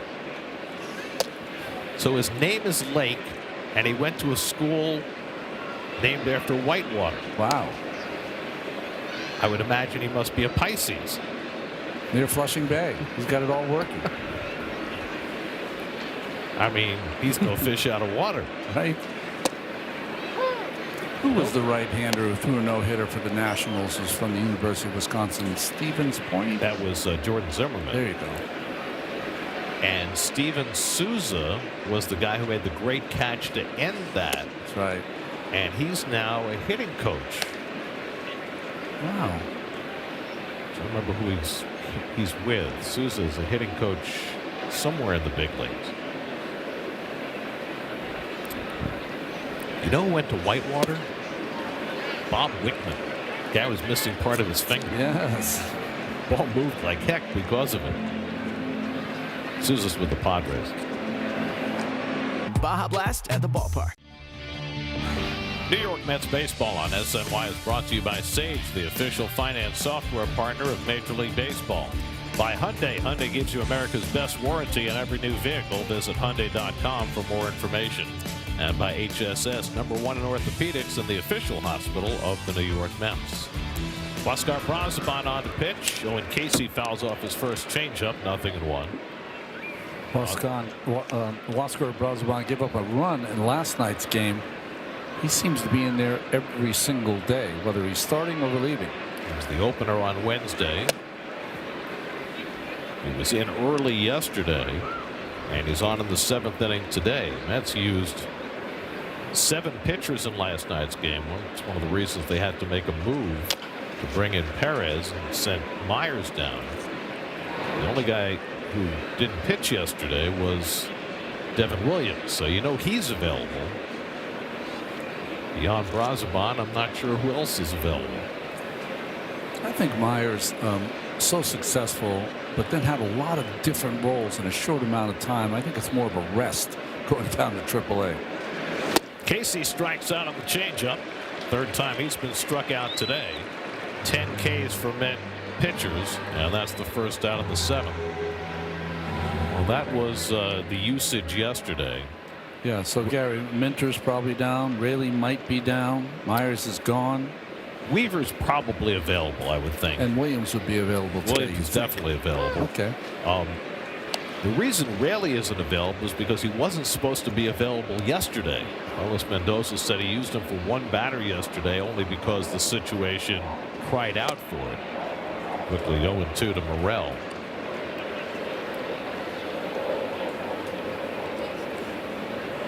David Peterson will be available in the bullpen starting tomorrow.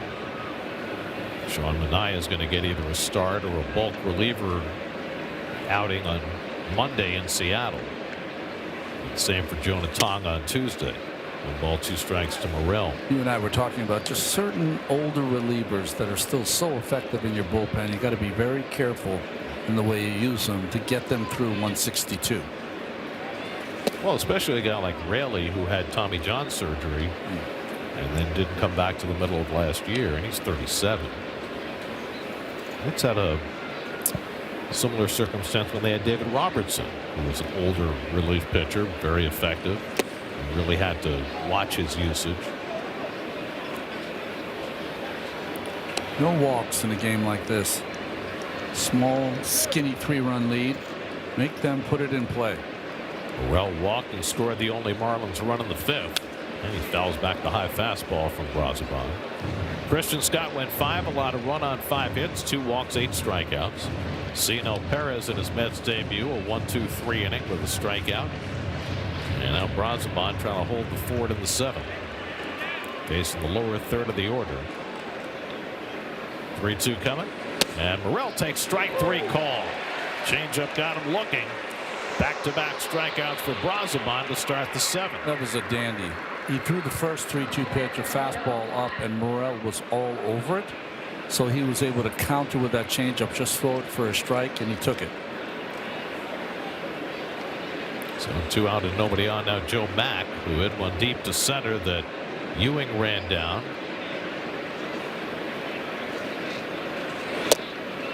Change up at the knees for a strike, 0-1. Brazoban has just grown by leaps and bounds.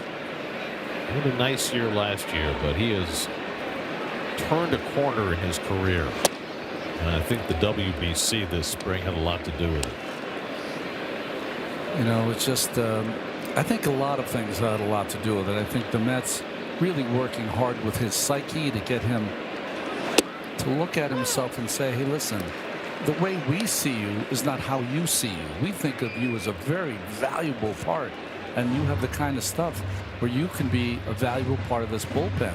Once you start to see yourself like we see you, then success is just waiting. Interesting to see Ewing moving further to the pull side with 2 strikes. You would think just the opposite, right? Because of the changeup by Brazoban. That's the equalizer. Gilbert Gomez, who moves the outfielders. And a swing and a miss. And Brazoban strikes out the side on the top of the 7th. Beautifully done. Tomorrow. Always bring your glove to the game. You never know when somebody might want to toss you a ball. New team, new dream. I like that sign. Well, between Christian Scott, Carson Benj, and A.J. Ewing, been a lot of new out there today. Vidal Brujan making just his 2nd start for the Mets. We saw Cionel Perez make his Mets debut. Jared Young, recently back from the injured list, at a home run. In some ways, it is a new team. Brujan is a sacrifice and a ground out 0 for 1 today. Hayden Senger on deck, and then Carson Benj. Hey, having a good time?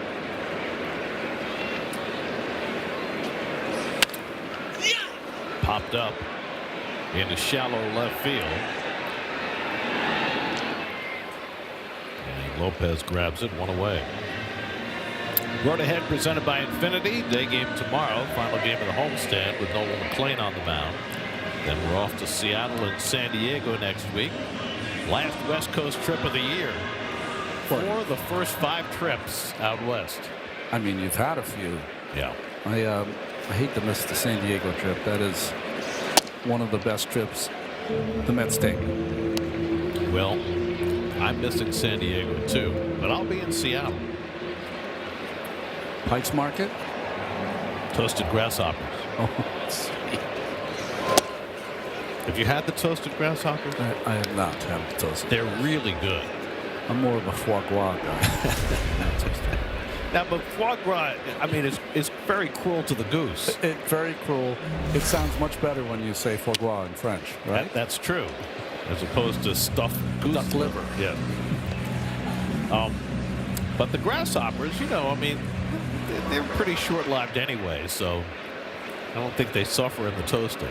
But they're very yummy. Hayden Senger's 0 for 2, and he flies one out to left field. Pretty well hit. Back goes Stowers to the warning track. Back at the wall. It's out of here. Hayden Senger with his first major league home run.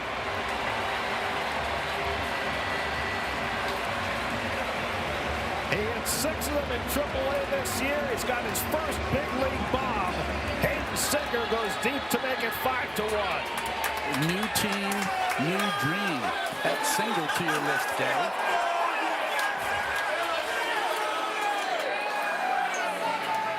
You know, Hayden Senger in AAA this year, if you look at his offense, hit 6 home runs.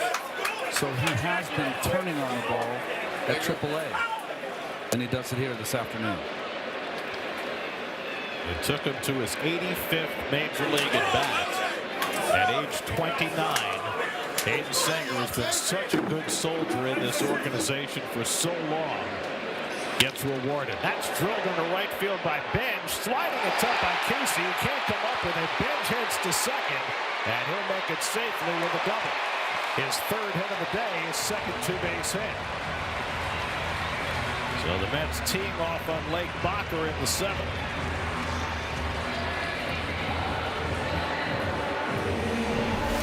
Well, this ball had some topspin on it. Good try by Casey coming in and trying to pick that right off the turf. Kind of was looking at the other way when he tried to make the catch. The ball gets by him. And by that time, the speedy Benj is in for a double. So Bacher's faced 7 batters and given up 3 extra base hits, 2 home runs and a double. And now Bo Bichette takes inside.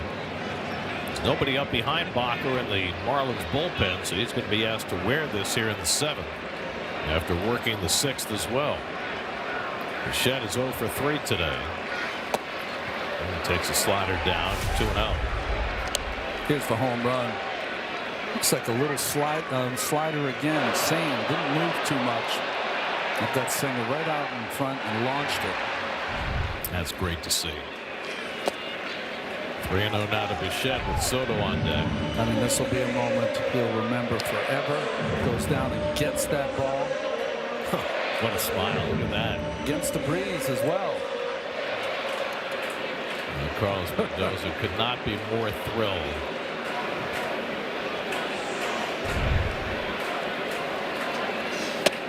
Guys like Hayden Senger, organizational players, great defenders, never quite hit enough to get the call at the big leagues.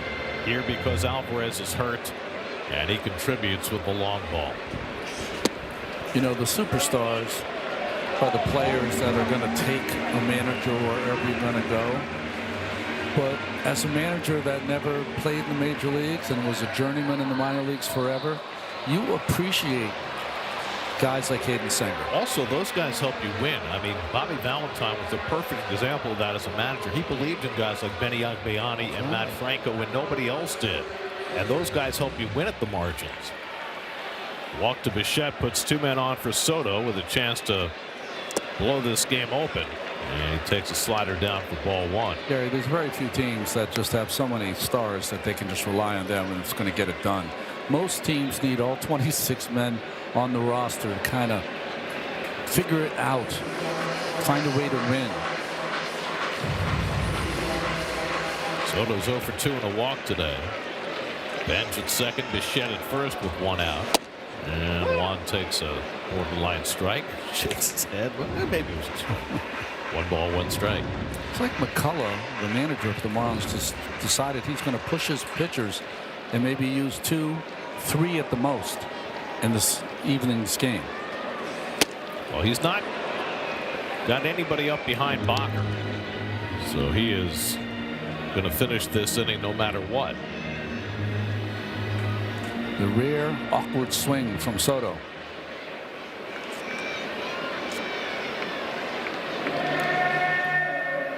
Bacher's got the Brandon Marsh hair, but without the pregame wetting.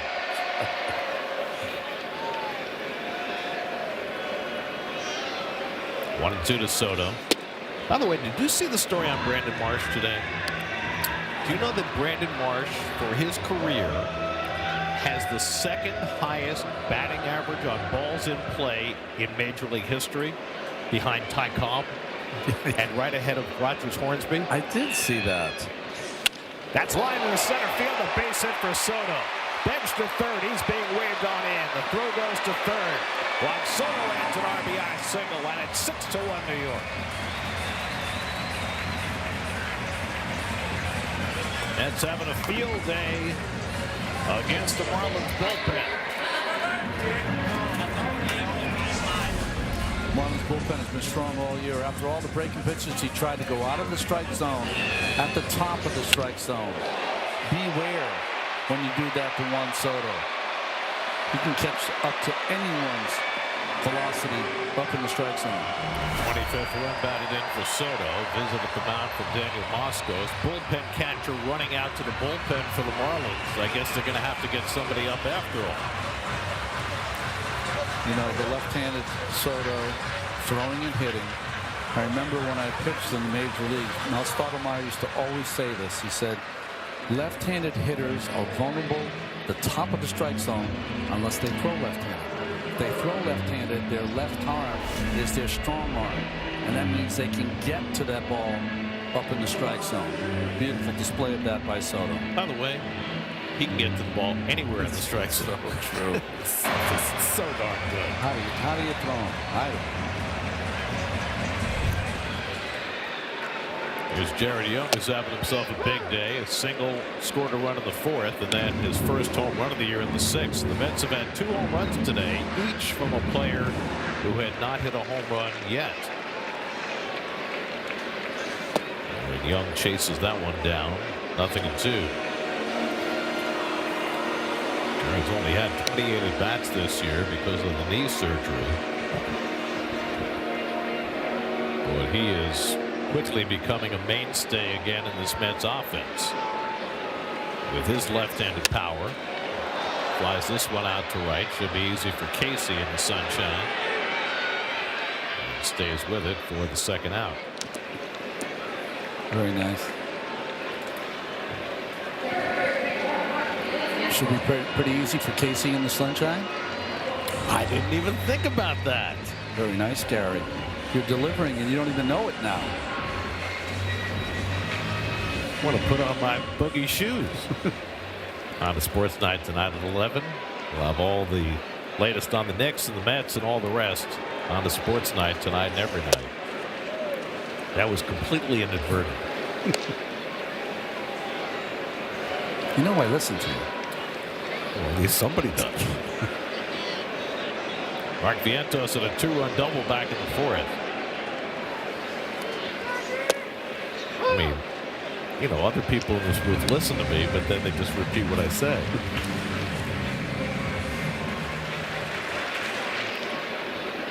It's now with 6 runs and 10 hits on the day.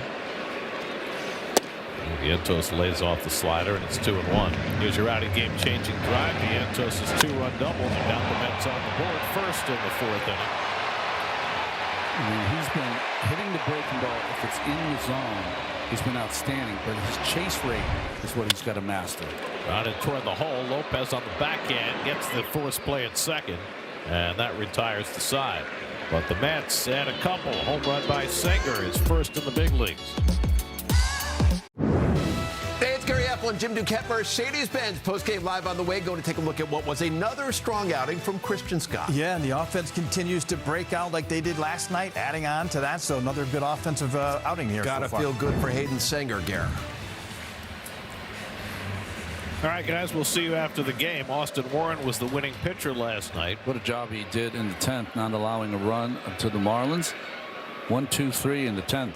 Through just 7 pitches, so fully available today to pitch the 8th. Top of the batting order, Xavier Edwards takes a sweeper outside for ball 1. Ciano Perez, a 1-2-3 6th. Oscar Brazaban struck out the side in the 7th. And now Warren in the 8th.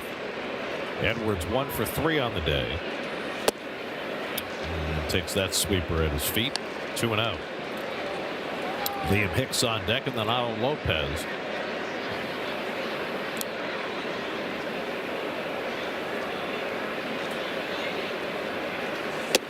Warren has been like the secret weapon in the Mets bullpen, especially effective when he comes in with men on base. He's kind of served the role that Tobias Myers was serving early in the season.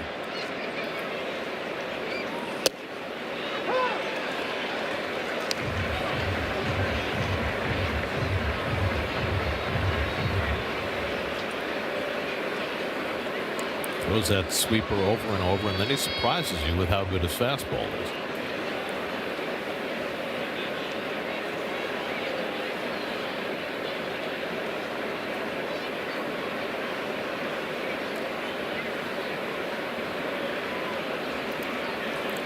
Three and 1 to Edwards, leading off the 8th, and that sweeper catches the inside edge, and it's 3-2. Austin Warren is 30 years old. He made his big league debut with the Angels in 2021. 3 years in Anaheim. 6 games with the Giants in 2024 before the Mets got him. And it's inside ball 4, and now Singer's going to challenge the call. Catcher's time to pitch. Well, he's on a hot streak. He just hit a home run. Yeah. But he does not get the call. Calls So the Mets are out of challenges. No challenge remaining.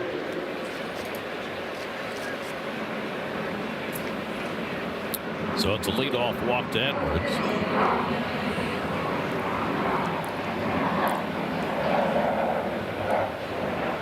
Warren has never had a season in which he was able to stick around all year with a big league team. This might be that year. There's Liam Hicks, who has 2 hits today. He takes a strike. Hicks drove in the only Marlins run with a 2-out single in the 5th against Christian Scott.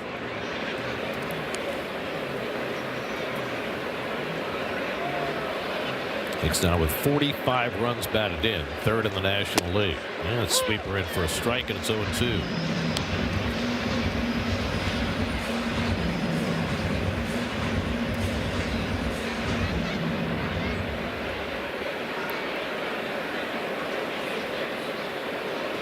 Otto Lopez, the on-deck batter.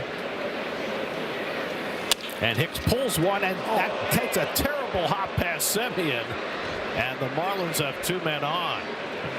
Semien was moving over to field that ball, and it just took a kangaroo hop. Every once in a while when a ball's hit in the infield, if it hits a footprint of a runner the prior inning, it'll sometimes take that, not that kind of bounce, but it'll take a weird bounce. And that one, it's like it came off a trampoline. I mean, that's something that you used to see in the old days with infields that were not as well kept as the infields are today. I mean, you're used to getting true hops on just about every batted ball now. There's Otto Lopez. Ewing ran down his ball in the gap his last time up. I mean, if that ball doesn't take that hop, you got a chance to turn double play against Hicks. Absolutely.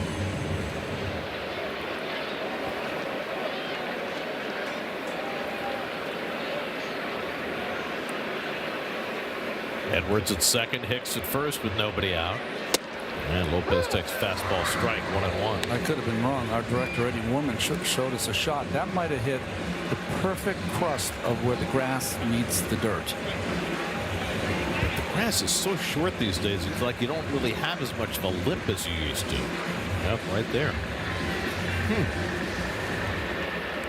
Very unusual in today's game. But, you know, when you played, that's something you saw all the time.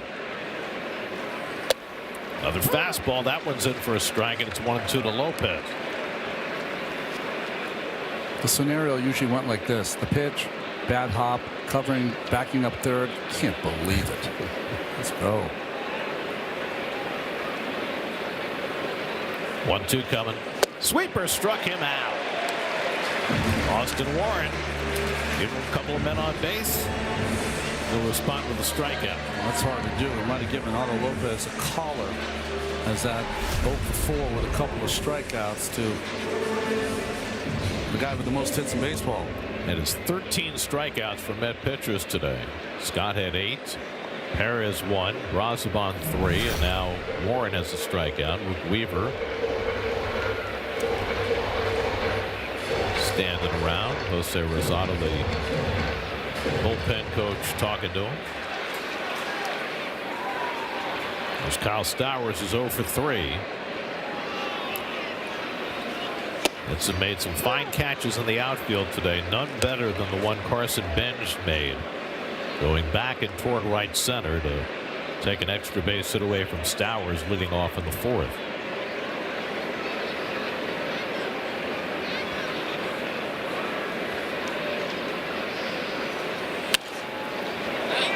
Warren quickly ahead of Stowers, 0-2. Maybe the play of the game, right, Gary? Because there was no score at the time. Well, Bench made that play, and then the next inning, Ewing made 2 plays. One going straight out to center to take an extra base hit away from Joe Mack, and then one on the gap in right center after the Marlins had gotten a run to Rob Lopez. Ball stayed good hands replay. This is Bench's catch. I mean, this ball was hit right on the nose, and we might have kept it in. I thought it was a home run off the bat. And Bench, with the collision with the outfield, ability to hold on to that ball. Grounded down the first to foul ball. I'm always impressed when outfielders can make that play on the backhand, because there's such a small margin for error for the ball to enter their glove. Yeah, the glove doesn't open as wide when it's on the backhand as it does when you're running to your forehand, certainly. 1-2 to Stowers with Jacob Marcy on deck. And Warren gets him looking. Back-to-back strikeouts for Austin Warren. 2 men down.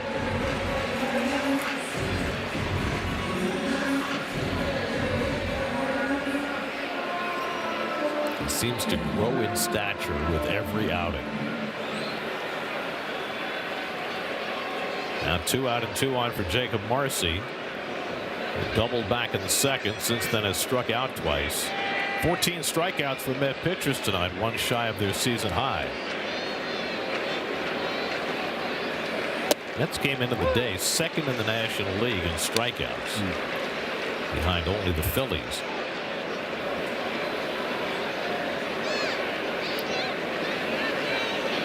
comfortable in the sunshine today. A little cool in the shade.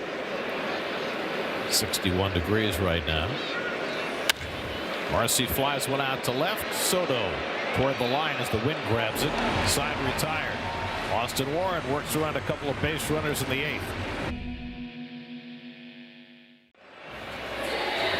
Connor Rogers and Joe DeMeo go down to the farm to introduce you to rising Mets pitching prospect Channing Austin on the latest episode of the Mets Pod. Subscribe and listen wherever you get your podcasts. Sevilla restaurant, outstanding sangria there, Gary, if you're ever walking in the village. Will Kempner comes in to make his second big league appearance. Another barrel-chested right-hander from San Jose, California, went to Gonzaga. Made his debut 25 days ago.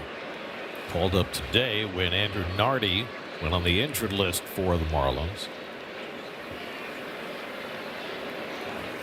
A.J. Ewing's 0 for 3 today. Late on that fastball, and it's 1-1.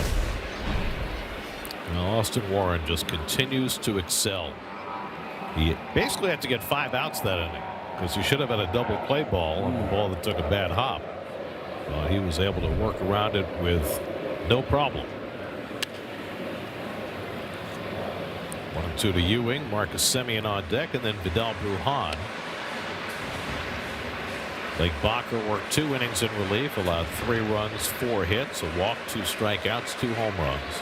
So I've got a really esoteric last time since for you. Okay. So the last time that 2 Met players hit their first home runs of the season in the same game this late in the year was in 2018 when Jeff McNeil hit his first home run of the year on July 31st.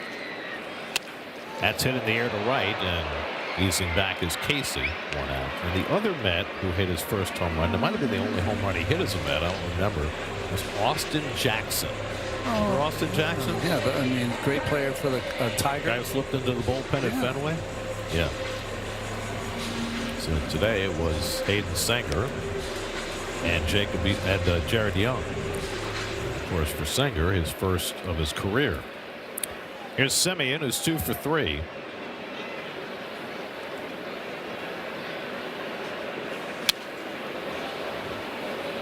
Austin Jackson had one of those years where he had a multitude of triples one year in a Detroit uniform. Austin Jackson, I'm told, hit 3 home runs as a Met. So I shorted him a couple. Sorry, Austin.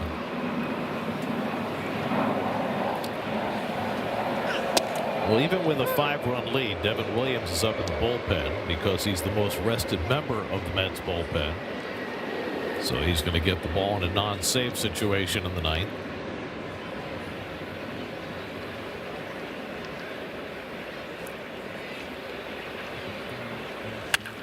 Semien grounds 1 to third, and Jimenez has got it off the bag, and Morel makes the tag, 2 out.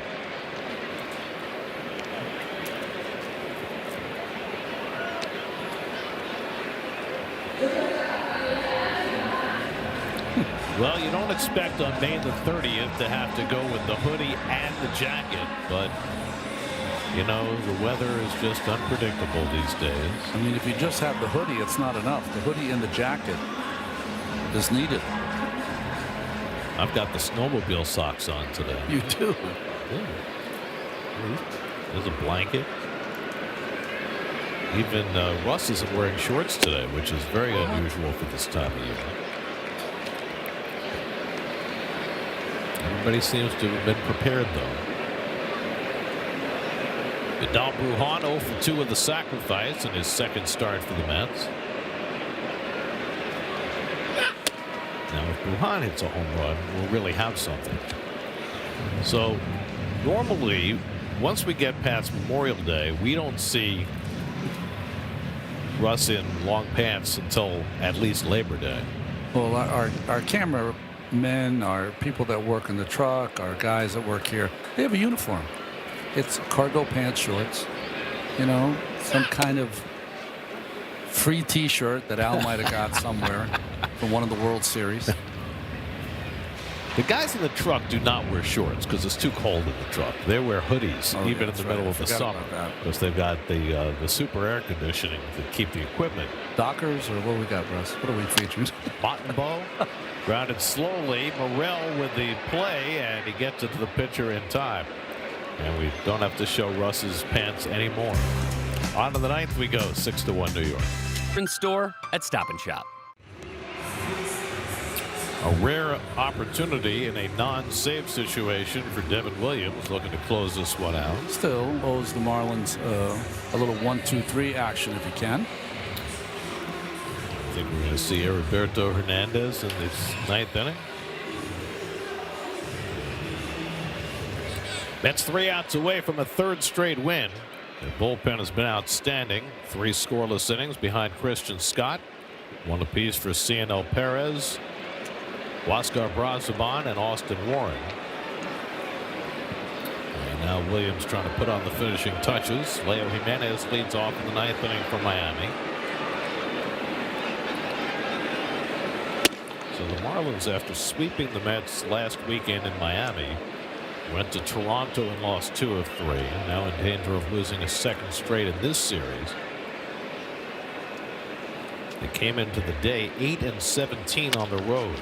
Hit toward the hole, backhanded by Brujan. The long throw and a hop, perfect to get Jimenez one away.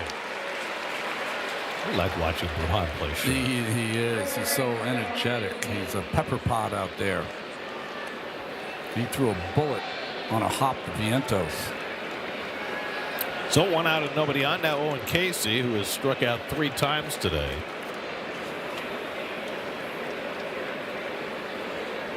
Casey has 1 golden sombrero in his brief big league career.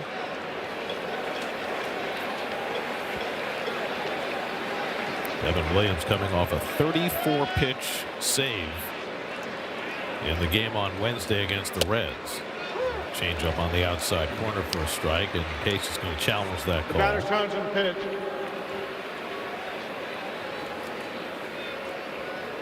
And it was indeed a ball. Calls overturned, pitches a ball. The sound of resignation from the home plate umpire when it gets overturned like that. Feel bad.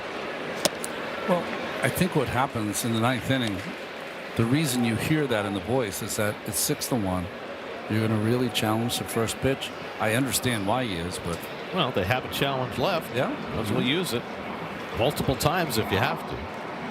Might help you get back in the game. Casey pops one up on the infield though, and Brujan calling for it. 2 out. And so the Marlins are down to their final out. Williams in that game against Cincinnati loaded the bases on walks, but was able to strike out Dane Myers and Blake Dunn with the tying run in scoring position. Looking for an easier path to a full inning today. Christopher Morrell, the last hope for the Marlins. He's 0 for 2 and a walk today.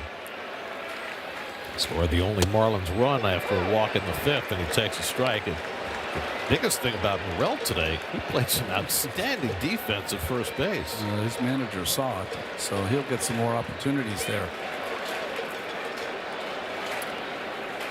0-1 from Williams, and it's fouled off, and the Marlins are down to their final strike. On a Hall of Fame day at Citi Field, let's try to finish off a 3rd straight win. Devin Williams 1 strike away.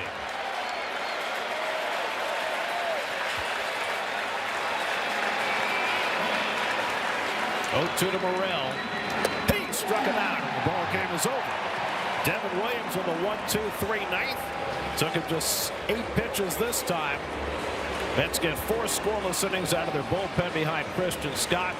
Hayden Singer hits his first major league home run, and the Mets have won 3 straight as they beat the Marlins today 6-1. Well, Gary, you said Hall of Fame day, kind of a Hall of Fame effort by the Mets here today. As good as a game that they have played all season long. A couple home runs from Singer and Young, some timely base hits. Simeon with a couple of hits and a 2-out RBI. Bench not only with 3 hits, but a great catch in right field. And Christian Scott, he finally did it, Gary. First major league win for Christian Scott comes in his 16th start He went 5 innings, struck out 8, allowed just a run on 5 hits. And the Mets clinched this series against the Marlins. Today's win is brought to you by Moo. Download the app for access to exclusive Mets perks and smarter trading. Moo Financial Inc., member FINRA SIPC. There's your game summary. Christian Scott gets his first Major League win. Hayden Singer, his battery mate, hits his first Major League home run. That pitcher struck out 15 as they take this one from Miami to get within 8 games of 500. The Amazing Mets Foundation is proud to contribute $2,500 to Northwell Health and the Cass Institute for Women's Health for every Mets win.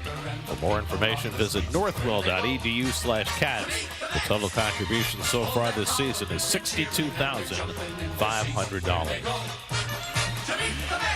Mets beat the Marlins 6-1. We'll come back with more from Citi